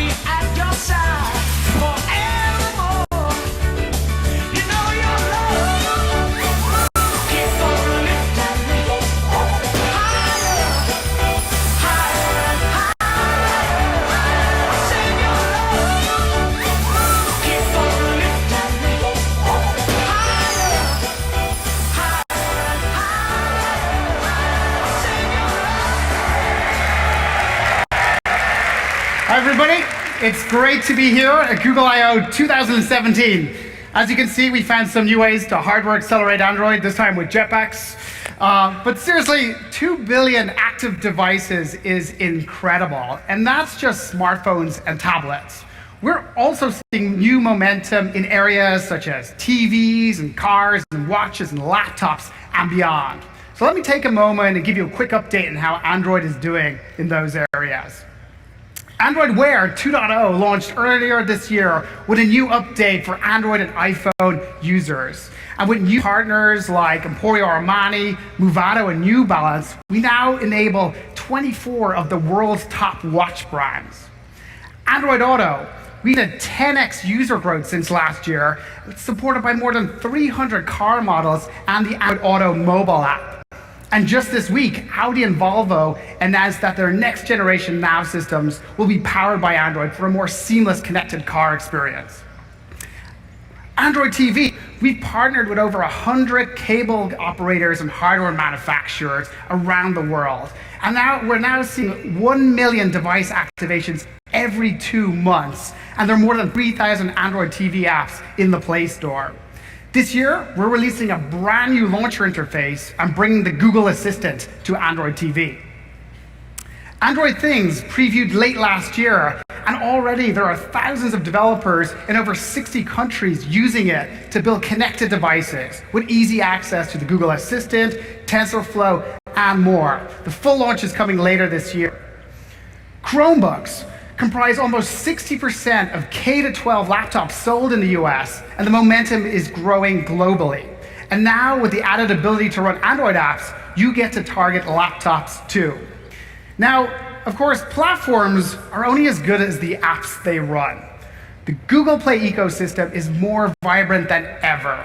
Android users installed a staggering 82 billion apps and games in the past year. That's 11 apps for every person on the planet. All right, so let's come back to smartphones. And the real reason I'm here is to talk about Android O. 2 months ago, we launched our very first developer preview, so you could kick the tires on some of the new APIs. And of course, it's very much a work in progress, but you can expect the release later this summer. Today, we want to walk you through 2 themes in O that we're excited about. The first is something we call fluid experiences. It's pretty incredible what you can do in a mobile phone today and how much we rely on them as computers in our pockets. But there are still certain things that are tough to do on a small screen. So we're doing a couple of features in O that we think will help with this, which I'll cover in just a moment. The second theme is something we call vitals. And the concept here is to keep vital system behavior in a healthy state so we can maximize the user's battery, performance, and reliability. So let's jump straight in and walk through 4 new fluid experiences with live demos done wirelessly. What could possibly go wrong? All right. These days we do a lot at once on our phones, whether it's paying for groceries while reading a text message you just received, or looking up guitar chords while listening to a new song. But conventional multi-window techniques don't translate well to mobile. They're just too fiddly to set up with when you're on the go. We think picture-in-picture is the answer for many cases. So let's take a look. My kids recently asked me to build a lemonade stand, so I opened up YouTube and I started researching DIY videos, and I found this one. Now, at the same time, I want to be able to jot down the materials I need to build for this lemonade stand. So to multitask, all I do is press the home button, and boom, I get picture-in-picture. You can think of it as a kind of automatic multi-window. I give it out of the way, I can launch keep, I can add some more materials, so I know I need to get some wood glue, like so. Then when I'm done, I just simply swipe it away like that. It's brilliant. Picture-in-picture lets you do more with your phone. It works great when video calling with Duo. For example, maybe I need to check my calendar while planning a barbecue with friends. And there are lots of other great use cases. For example, picture-in-picture for maps navigation, or watching Netflix in the background, and a lot more. And we're also excited to see what you come up with for this feature. We're also making notification interactions more fluid for users. From the beginning, Android has really blazed a trail when it comes to its advanced notification system. In O, we're extending the reach of notifications with something we call notification dots. It's a new way for app developers to indicate that there's activity in their app and to drive engagement. So let's take a look. You'll notice that the Instagram app icon has a dot in it. And this is indicating that there's a notification associated with the app. So if I pull down the shade, sure enough, you can see there's a notification. In this case, someone's commented on a photo I'm tagged in. What's really cool is I can long press the app icon, and we now show the notification in place. One of the things I really like about the notification dot mechanism is that it works with 0 effort from the app developer. We even extract the color of the dot from your icon. Oh, and you get to erase the icon by simply swiping the notification like that, so you're always in control. Another great feature in O that helps make your experience more fluid is autofill. Now, if you use Chrome, you're probably already familiar with autofill for quickly filling out a username and password or credit card information with a single tap. With O, we've extended autofill to apps. So let's say I'm setting up a new phone for the first time and I open Twitter and I want to log in. Now, because I use twitter.com all the time on Chrome, this system will automatically suggest my username. I can simply tap it, I get my password, and then boom, I'm logged in. It's pretty awesome.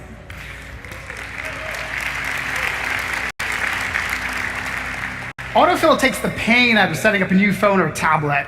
Once the user opts in, autofill will work for most applications. We also provide APIs for developers to customize autofill for their experience. I want to show you one more demo of how we're making Android more fluid by improving copy and paste. The feature is called Smart Text Selection. So let's take a look. In Android, you typically long press or double tap a word to select it. For example, I can open Gmail, I can start composing, and if I double tap the word byte, it gets selected like so. Now, we know from user studies that phone numbers are the most copy and pasted items. The second most common are named entities like businesses and people and places.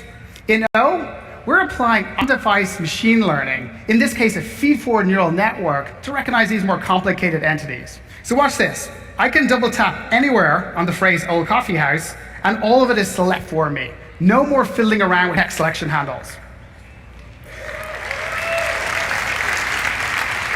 It even works for addresses. So if I double tap on the address, all of it is selected. And what's more, there's more. What's more is the machine learning model classifies this as an address and automatically suggests maps so I can get directions to it with a single click. And of course, it works as you expect for phone numbers. You get the phone dialer suggested. And for email addresses, you get Gmail suggested. All of this neural networking processing happens on device in real time and without any data leaving the device. It's pretty awesome.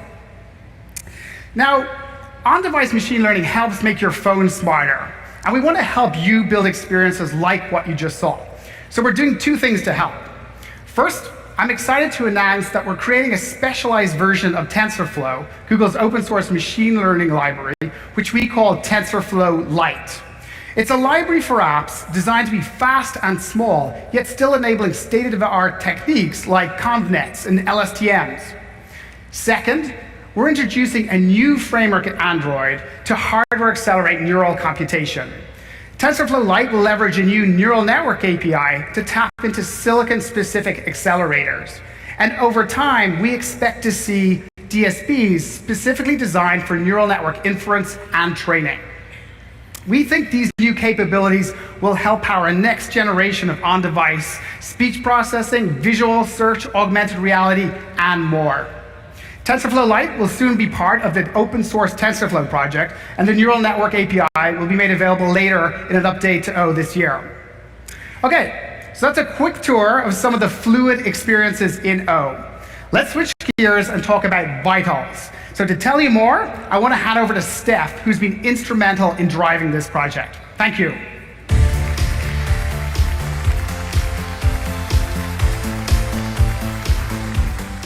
Hi, everyone. Okay, so all the features Dave talked about are cool, but we think your phone's foundations are even more important. Battery life, security, startup time, and stability. After all, if your battery dies at 4 p.m., none of the other features that Dave talked about really matter. So in O, we're investing in what we call vitals, keeping your phone secure and in a healthy state to maximize power and performance. We've invested in 3 foundational building blocks: security enhancements, OS optimizations, and tools to help developers build great apps. First, security. Android was built with security in mind from day one, with application sandboxing. As Android has matured, we've developed vast mobile security services. Now, we use machine learning to continuously comb apps uploaded to Play, flagging potentially harmful apps. Then, we scan over 50 billion apps every day, scanning every installed app on every connected device. And when we find a potentially harmful app, we disable it or remove it. Now, we found most Android users don't know these services come built in with Android devices with Play. So, for greater peace of mind, we're making them more visible and accessible, and doubling down on our commitment to security with the introduction of Google Play Protect.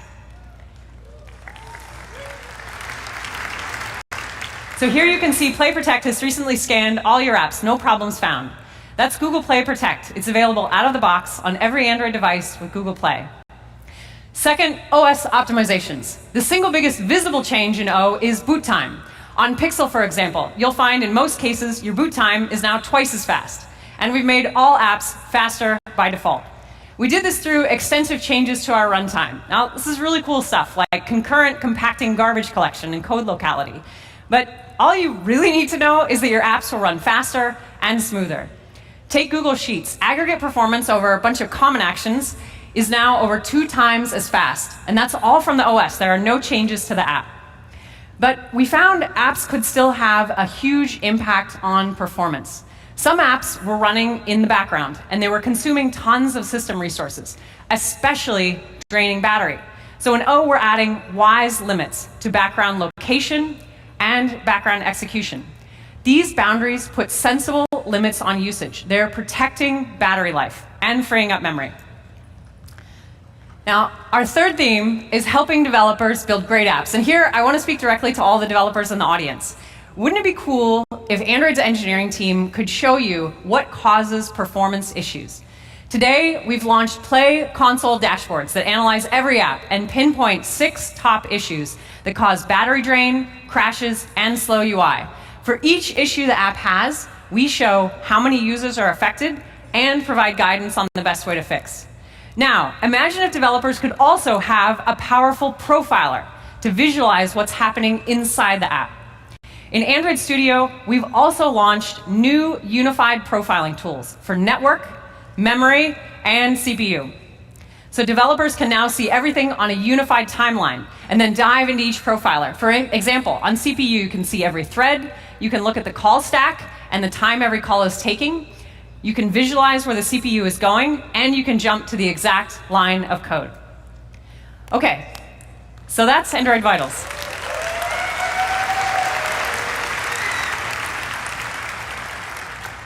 How we're investing in your phone's foundational, security, and performance. Later today, you'll see Android's developer story from end to end. Our hard work to help developers build great apps at every stage, writing code, tuning, launching, and growing. But there is one more thing. One thing we think would be an incredible complement to this story, and it is one thing our team has never done for developers. We have never added a new programming language to Android, and today we're making Kotlin an officially supported language in Android.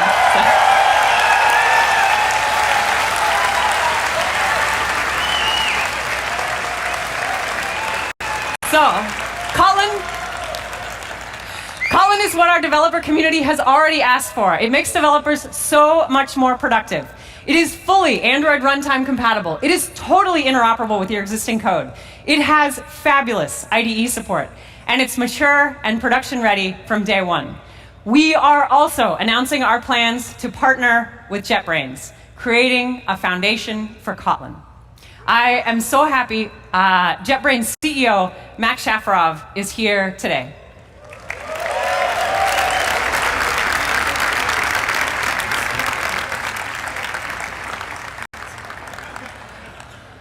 This new language is wonderful, but we also thought we should increase our investment in our existing languages. So we're doing that too. Please join us at the developer keynote later today to hear our story from end to end. Okay, so let's wrap up. There are tons more features in Android O, which we don't have time to go into today. Everything from redesigned settings to Project Treble, which is one of the biggest changes to the foundations of Android to date, to downloadable fonts with new emoji, and much more. If you want to try some of these features for yourself, and you do, I'm happy to announce we're making the first beta release of O available today. Head over to android.com/beta.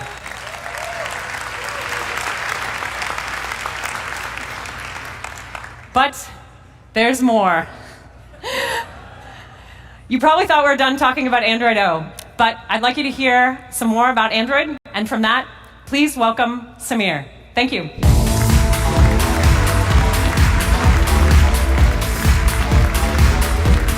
Thanks, Steph. Hi, everyone. From the beginning, Android's mission has been to bring the power of computing to everyone.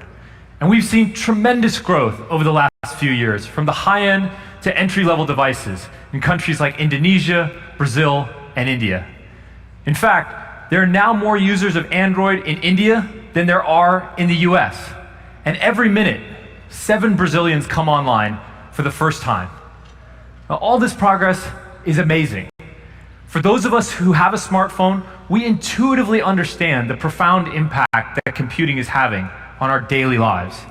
And that's why our team gets so excited about how we can help bring this technology to everyone.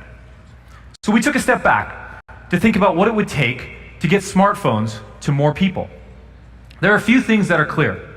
Devices would need to be more affordable, with entry-level prices dropping significantly. This means hardware that uses less power-packed processors and far less memory than on premium devices. But the hardware is only half the equation.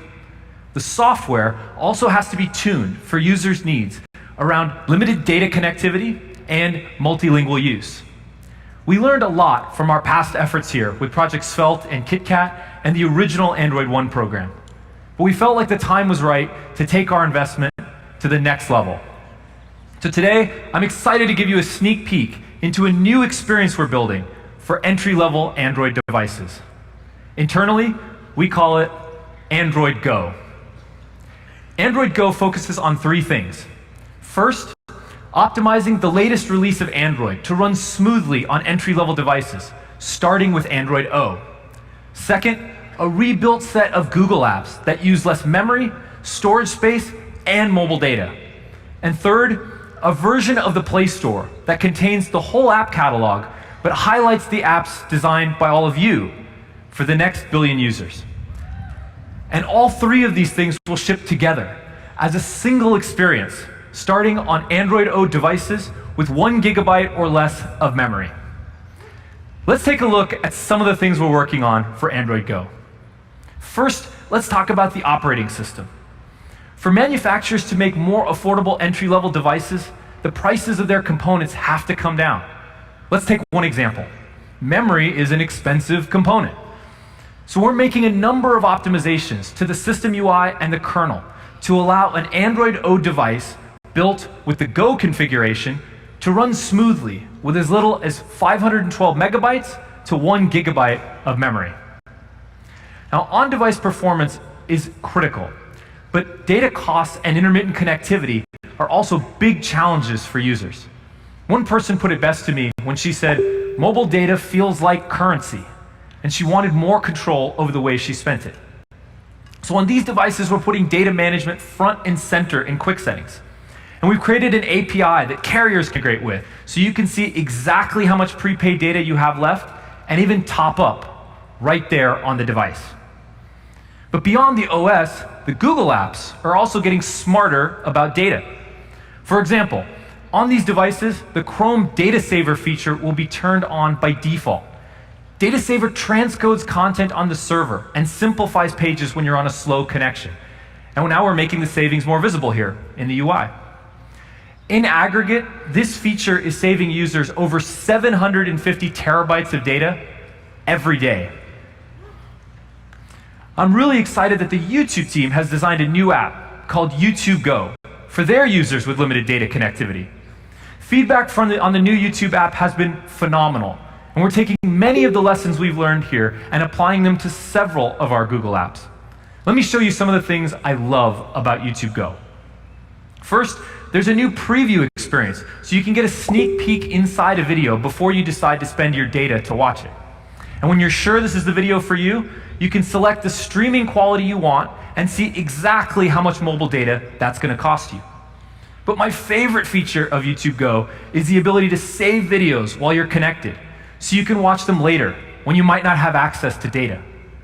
And if you want to share any of those videos with a friend, you can use the built-in peer-to-peer sharing feature to connect two of your devices together directly and share the files across without using any of your mobile data at all.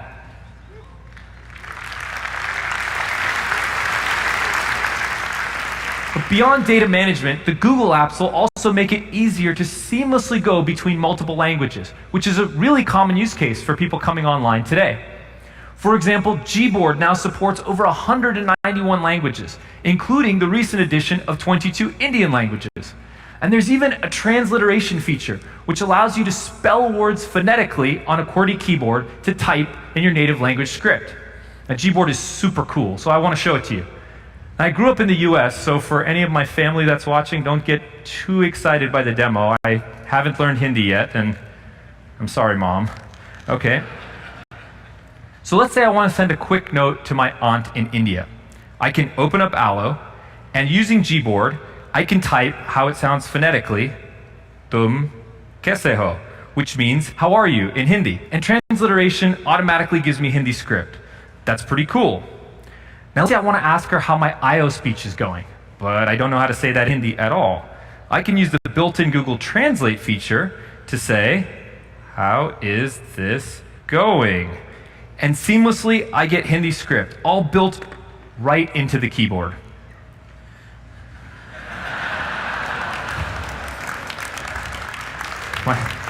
My family is apparently a tough audience. All right. While the Google apps are getting Goified, what has always propelled Android forward is the apps from all of you. And no surprise, many of our developer partners have optimized their apps already. So to better connect users with these experiences, we'll be highlighting them in the Play Store. One example is right here on Play's homepage. To be eligible for these new sections, we've published a set of best practices called Building for Billions, which includes recommendations we've seen make a big difference in the consumer experience. Things such as designing a useful offline state, reducing your APK size to less than 10 megabytes, and using GCM or Job Scheduler for better battery and memory performance. And also in Building for Billions, you'll find best practices for optimizing your web experience. We've seen developers build amazing things with new technology, such as progressive web apps. And we hope you can come to our developer keynote later today to learn a whole lot more. Okay, that was a quick walkthrough of some of the things coming in Android Go. Starting with Android O, all devices with 1 gigabyte of RAM or less will get the Go configuration. And going forward, every Android release will have a Go configuration. We'll be unveiling much more later this year, with the first devices shipping in 2018. We look forward to seeing what you'll build and how we can bring computing to the next several billion users. Next up, you'll be hearing from Clay on one of Google's newest platforms that we're really excited about, VR and AR. Thank you.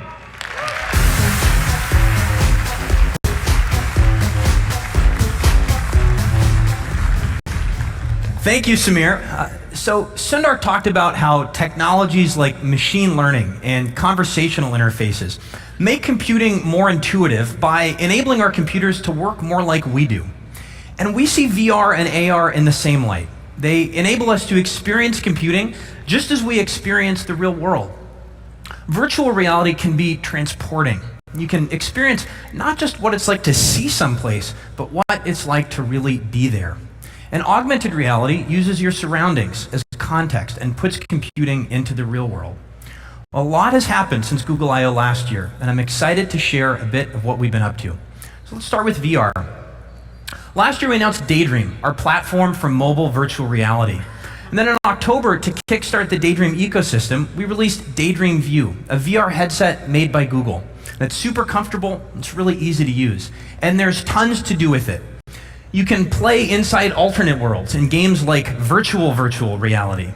You can see any part of our world with apps like Street View, and you can visit other worlds with apps like Hello Mars.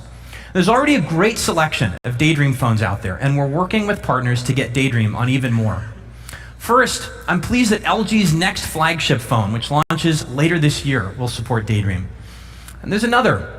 I'm excited to announce that the Samsung Galaxy S8 and S8 Plus will add Daydream support this summer with a software update.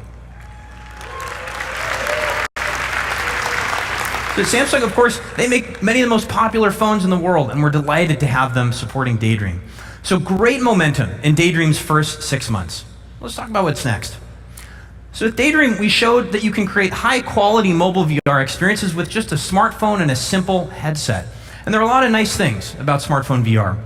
It's easy. There aren't a bunch of cables and things to fuss with. You can choose from a bunch of great compatible phones. And of course, it's portable. You can throw your headset in a bag.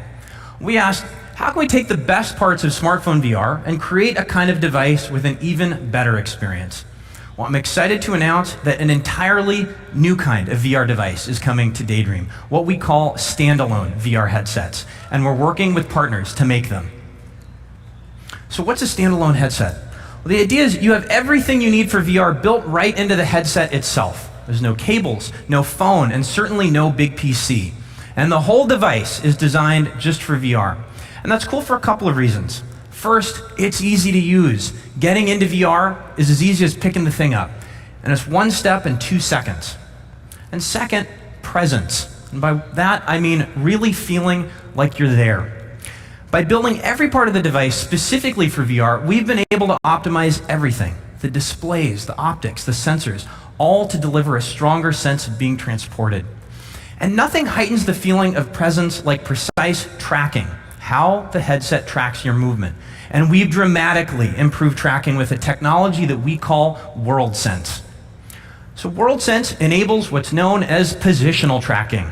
With it, your view in the virtual world exactly matches your movement in the real world. And it works by using a handful of sensors on the device that look out into your surroundings.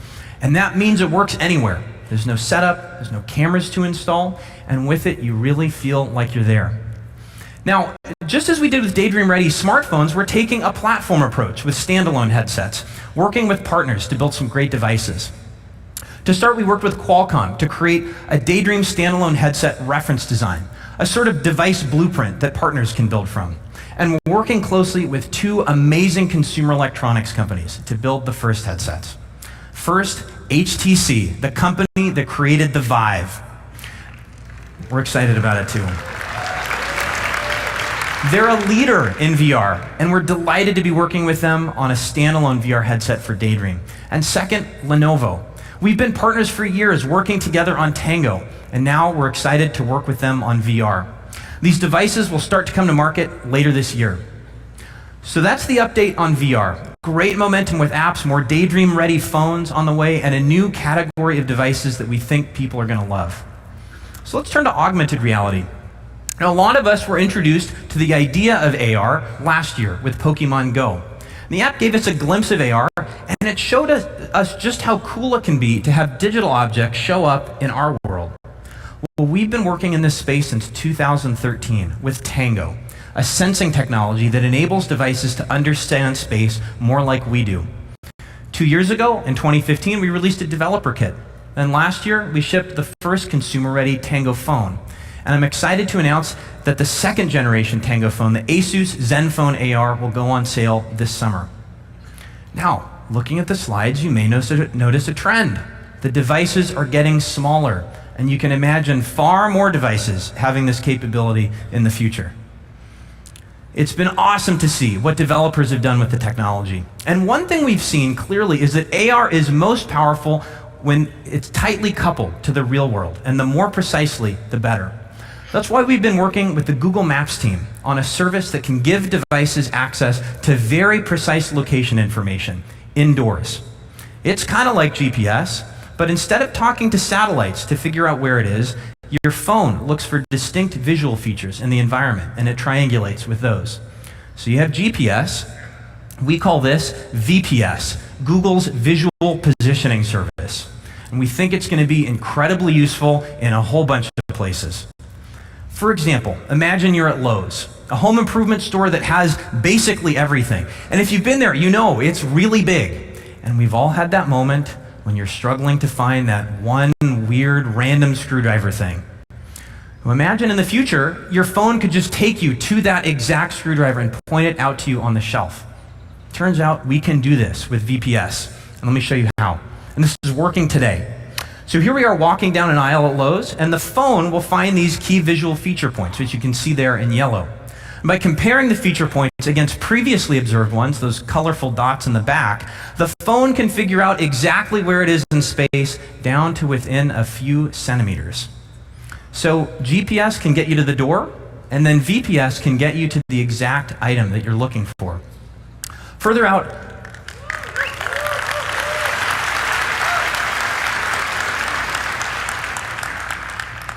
out, imagine what this technology could mean to people with impaired vision, for example.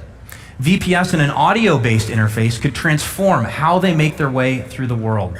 And it combines so many things that Google is good at: mapping, computer vision, distributed computing. And we think precise location will be critical for camera-based interfaces. So VPS will be one of the core capabilities of Google Lens. We're really excited about the possibilities here.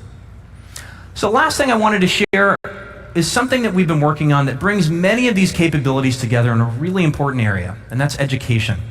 2 years ago, we launched Expeditions, which is a tool for teachers to take their classes on virtual reality field trips, and 2 million students have used it.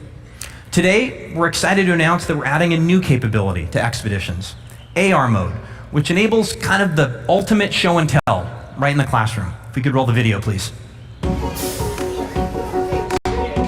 All right, who wants to see a volcano? 3, 2, 1. Look at that lava, look at that smoke coming out of that. Pretend you're an airplane and fly over the tornado.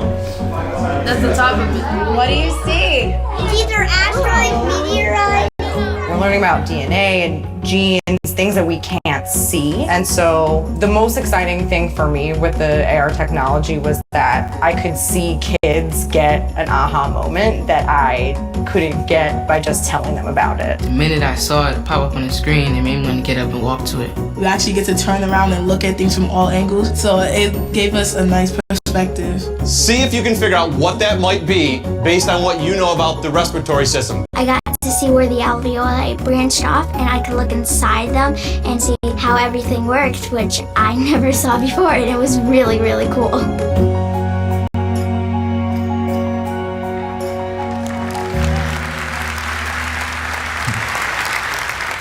We're just delighted with the response we're seeing so far, and we'll be rolling this out later in the year. So, VR and AR, two different flavors of what you might call immersive computing. Computing that works more like we do. We think that's a big idea. And in time, we see VR and AR changing how we work and play, live, and learn. And all that I talked about here, these are just the first steps. But we can see where all of this goes, and we're incredibly excited about what's ahead. Thanks so much. Back to Sundar. We wanted to make machine learning an open source project so that everyone outside of Google could use the same system we're using inside Google.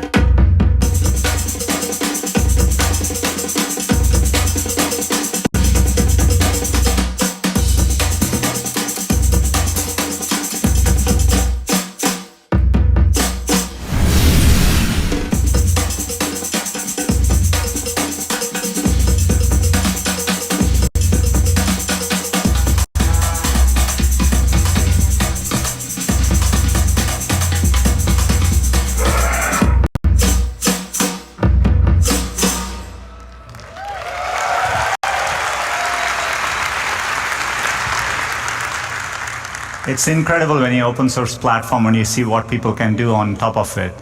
We're really excited about the momentum behind TensorFlow. It's already the most popular ML repository on GitHub, and we're going to push it further. We are also announcing the TensorFlow Research Cloud. We are giving away 1,000 cloud TPUs, which is 180 petaflops of computing, to academics and researchers for free so that they can do more stuff with it. I'm always amazed by the stories I hear from developers when I meet them. I want to highlight one young developer today, Abu Qadir from Chicago. He's used TensorFlow to help improve health for everyone. Let's take a look.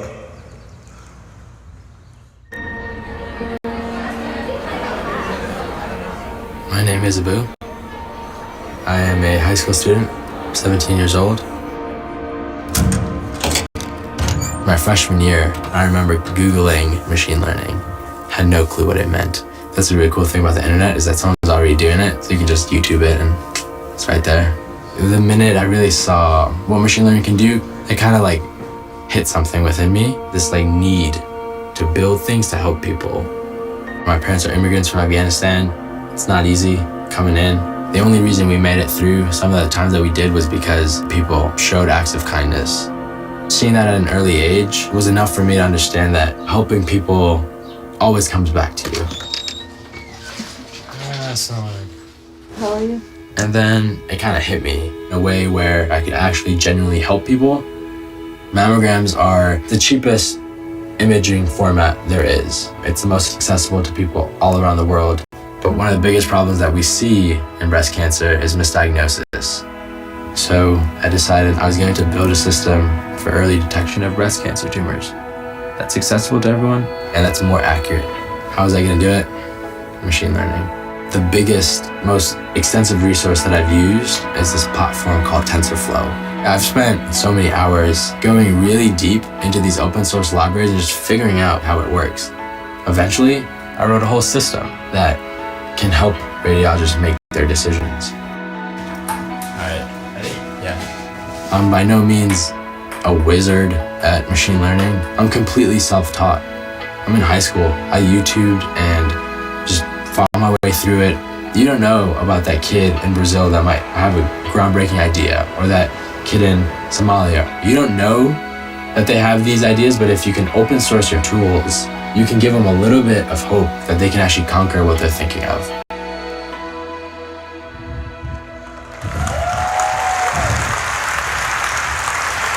Abu started this as a school project and he's continued to build it on his own. We are very, very fortunate to have Abu and his family here with us today.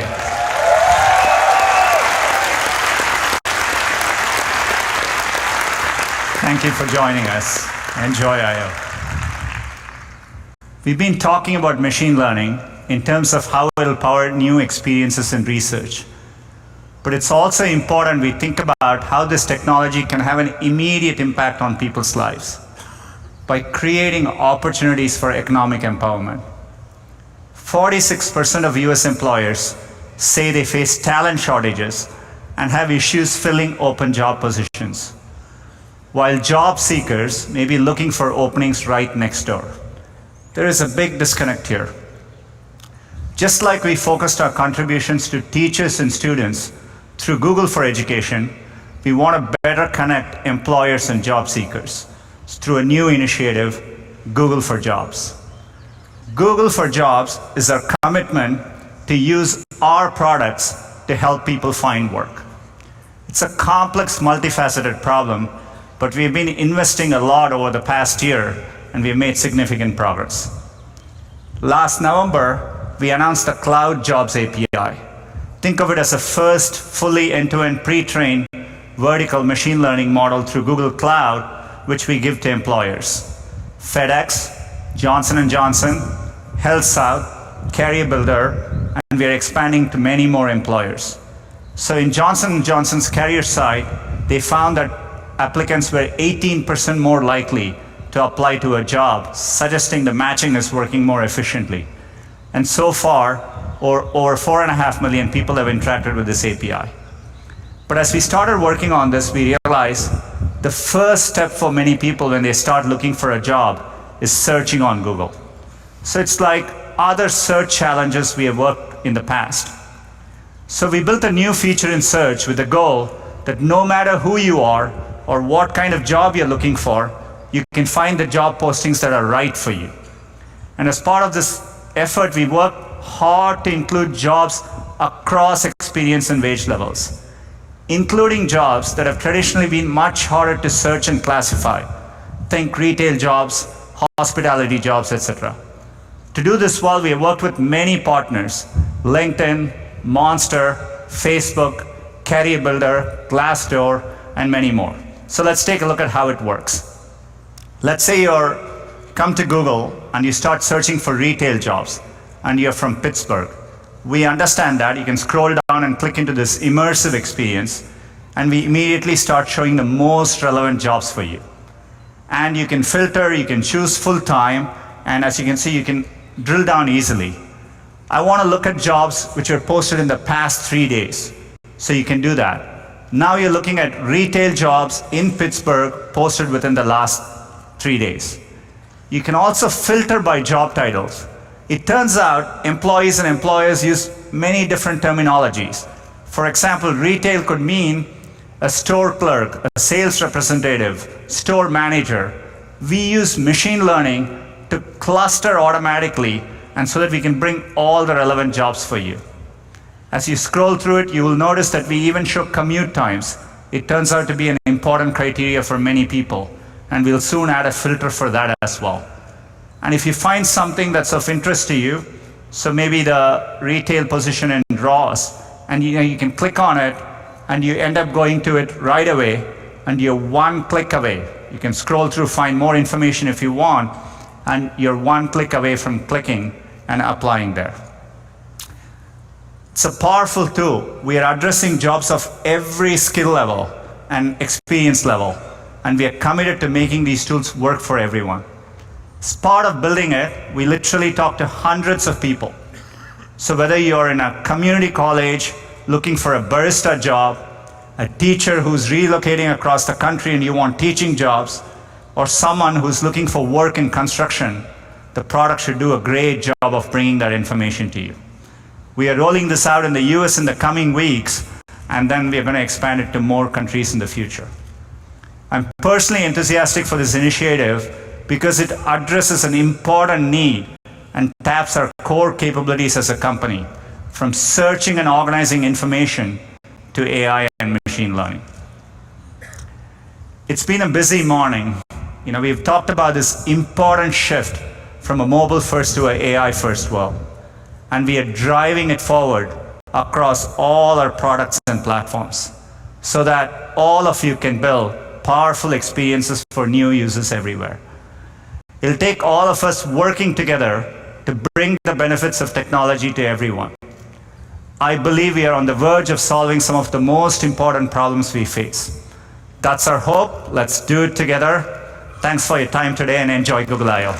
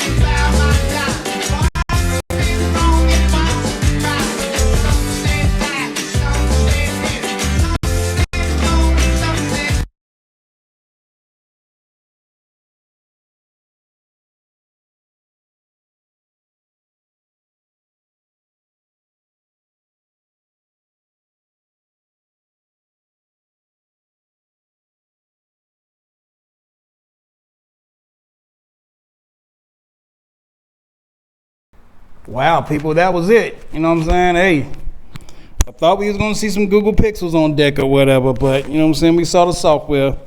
Hello, I'm getting stuff set up on my end. People, that was it. You know what I'm saying? That was it, but that's all right, though. That's all right, though.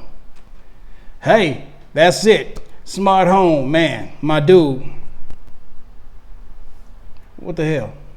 Okay, cool. Missed that one. All right, good looking, Big John. It must have had to believe. It must have been some way, some kind of wild shit he probably was saying. That's okay. That's okay. That's why I got the Blue Crew and deck, because if you disrespect, you get thrown out on your motherfucking neck. That's what's up. Yeah. It was good watching with you guys and whatever. I thought that we was going to see some phones or some shit. We didn't see that, but we did see some amazing software on the motherfucking Google Assistant end. I'm telling you, that Google Assistant is like top notch when it comes to assistant games. Siri can go sit the fuck down somewhere. That Google Assistant though, that Google Assistant is the truth. Yes sir, yes sir, yes sir. Well, people, damn, I feel like I damn near live with you guys. We've been streaming for like over 2 hours now, damn near 2 hours. Shit, thanks to Google being late on shit, you know. It is what it is, you know. Hell yeah. Man, I gotta give a mad shout out to Ryan Thomas. Dude, you're fucking hilarious. Huge shout out to Anthony Chavez. What's up, my guy? What's up, my guy? Everybody who's viewing this and who viewed this and looked at the stream with us on my channel, please sub. You know what I'm saying? I appreciate that. You know what I'm saying? No doubt about it. And hit that thumbs up button. You did, because it's respectable and hell. I really appreciate that too. Yeah. So, what was you guys' favorite part of the event? Besides the damn girl.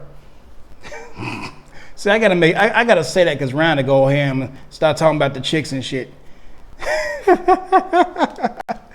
Yeah. Oh. Big John said the dude that he banned or kicked out or whatever. Okay, cool. Thanks a lot, Smart Home.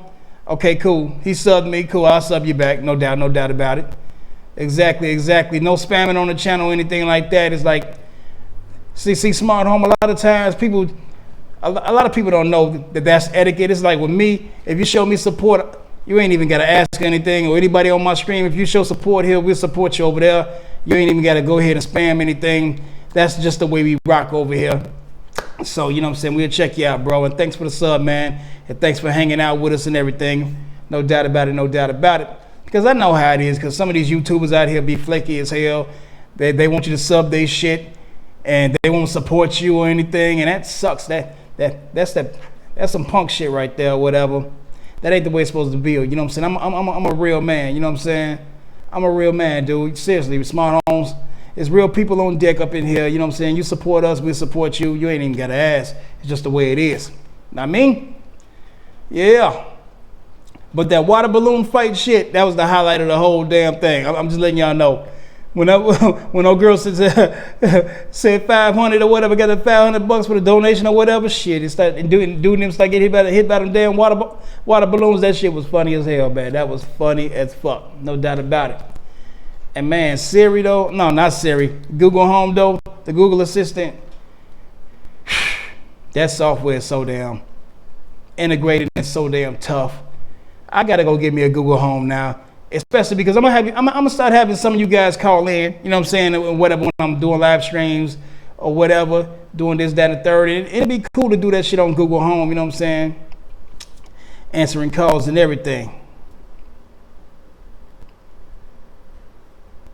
Oh, for sure. Yeah. I agree, Ryan. I'm impressed. All right, Smart Home says his favorite part of I.O. was using the G8 speakers to cast all types of stuff to your TV. That shit right there, absolutely. Because it's like you can watch whatever the fuck from your phone or whatever, this, that, and the other. And no, you can say it to Google Home, say, man, play this, that, and the third, and that shit'll beam right to your damn TV and shit. And the messages from your phone automatically go to your TV. Or if your phones ain't on and you got your Google Home plugged up and shit, if you're getting messages to your phone number, it's going to pop automatically on your on your smart TV or whatever. That shit was Tony Stark's Iron Man type of technology there, and that was beautiful. I agree, Smart Home, no doubt about it. Hell yeah, man, that shit was lit. That shit was lit. And man, did you see that crowd? That was like a rock concert. That was a huge crowd. Shit. Right, absolutely. Big John Tech Reviews makes a great point. He said you'll finally be able to watch VR without the aid of a phone, and that's what's up. You know what that means? It's a lot of benefits. Let me tell you what the benefits are. Less weight on your damn head, because when you put a device, let me grab this damn phone. When you put a device, yeah, this is iPhone, people. When you put a device in your damn shit, whatever, that's extra weight. You ain't got to worry about that no more, because the device is going to be mad lighter and everything. And then when you get the extra device in the headset, and it's generating and working and shit, that's extra heat. So shit, you be sweating like a mug usually with the way VR headsets are made today. So that means it's gonna be a little bit cooler and everything, and that's what's happening. And actually, the device, the headset looks a little bit smaller, a little bit slimmer, and that's cool. That's cool. Yeah, Ryan, yeah. See, great minds think alike. Right, not worrying about the battery going dead. Awesome point, Ryan. Awesome point, no doubt about it. And I like the way they do on Android as far as the battery, you know what I'm saying, supporting everything, right? Like this, that, and the third, all over again. And it's pretty damn good, because every time they come out with a Android update, whether from Lollipop on up, the battery life on phones have gotten better and better with each update and integration of Android, and it's been amazing, and that's what's up. Yes. See, yeah, man. But man, you guys had me cracking the hell up trying to watch that shit with a straight face, talk tech and everything. But people, I appreciate you joining me, man. You guys are family, you dig? Peace out, Smart Home. You know what I'm saying? Peace out to everybody else that was watching. But man, I gotta wrap this up. So if you like what you saw and like what you heard, please give your boy a thumbs up, because I definitely appreciate that. You know what I mean? If you have not yet subscribed to my channel to feel the swag and madness of Dan Tanna, do that too, because I appreciate that too. All right, everybody. Get money, get respect, and enjoy your tech. Be easy. Yes, sir. Yeah, Ryan, it's gonna blow the iPhone. Yeah, iOS got to come with it. In September, when they do that announcement, Apple has to come with it now. That integrated software on Android is awesome. Bye-bye, Emma. Yes. And apologize for the dings that the dings and sounds that y'all heard during the stream. You know, I got a message from the Samsung Knights. Hold on. Let me read it to you guys. Let me go into my my messages, because there was something about some kind of message he told me to tell somebody not to click on. All right, he says, look, I'm not joking. Tell all the contacts on your list not to accept the video call. The Sonia disowns Raul. It's a virus that formats your mobile. Damn, that's fucked up. It is very dangerous. They announced it on the radio today. Forward this message to as many people as you can. Pass it on, please. So yeah, if y'all see some shit come across your phone or whatever that says Sonia disowns Raul or something like that, don't even open that shit up. That shit's a virus and they'll fuck your phone up. So hell yeah. Appreciate it. Oliver Jackson Ali of the Samsung Knights. He's like the sergeant there. You dig? Yes, sir. I am a Samsung Knight and I'm proud of it. You dig? Samsung Knight, stand up. But hey, when other companies come out with great tech, I always give props and I don't hate people. But anyway, I'm about to go open up, you know what I'm saying? Open up shop and everything, get everything popping so everybody go ahead and make money, you know? So I'll holler at you guys later on or whatever. I don't know if I'm going to do Hump Day Habit because I spent like two hours or so on this. No, Magic Tech, they ain't even do no damn phones. I'm pissed. I'm pissed because they've been ranting and raving for the last 4 or 5 months about the Pixel 2 and this, that, and the third. Fuck that. You know what I'm saying? We want to see. Okay, it's cool to see the who the hell is this? It's cool to see the software integrations in the VR headset. Yes, but we want to see the Pixel 2 and the mini Pixel, the little affordable one, because it says it got pretty much the same damn specs as the big fella. It's just gonna cost less. I want to see that shit too. So, but anyway, I'm gonna holler at you guys later, man. Enjoy y'all. What's this? I've been hustling so much. What's this? A Wednesday or some shit? Yeah, we're in Hump Day. So I'll holler at you guys later, man. MCR, thanks a lot, bro. You're awesome. Big John Tech Reviews, you're awesome. Emma, you're awesome. Ryan, you're awesome. Everybody else, holler at y'all later. Much love. Be easy.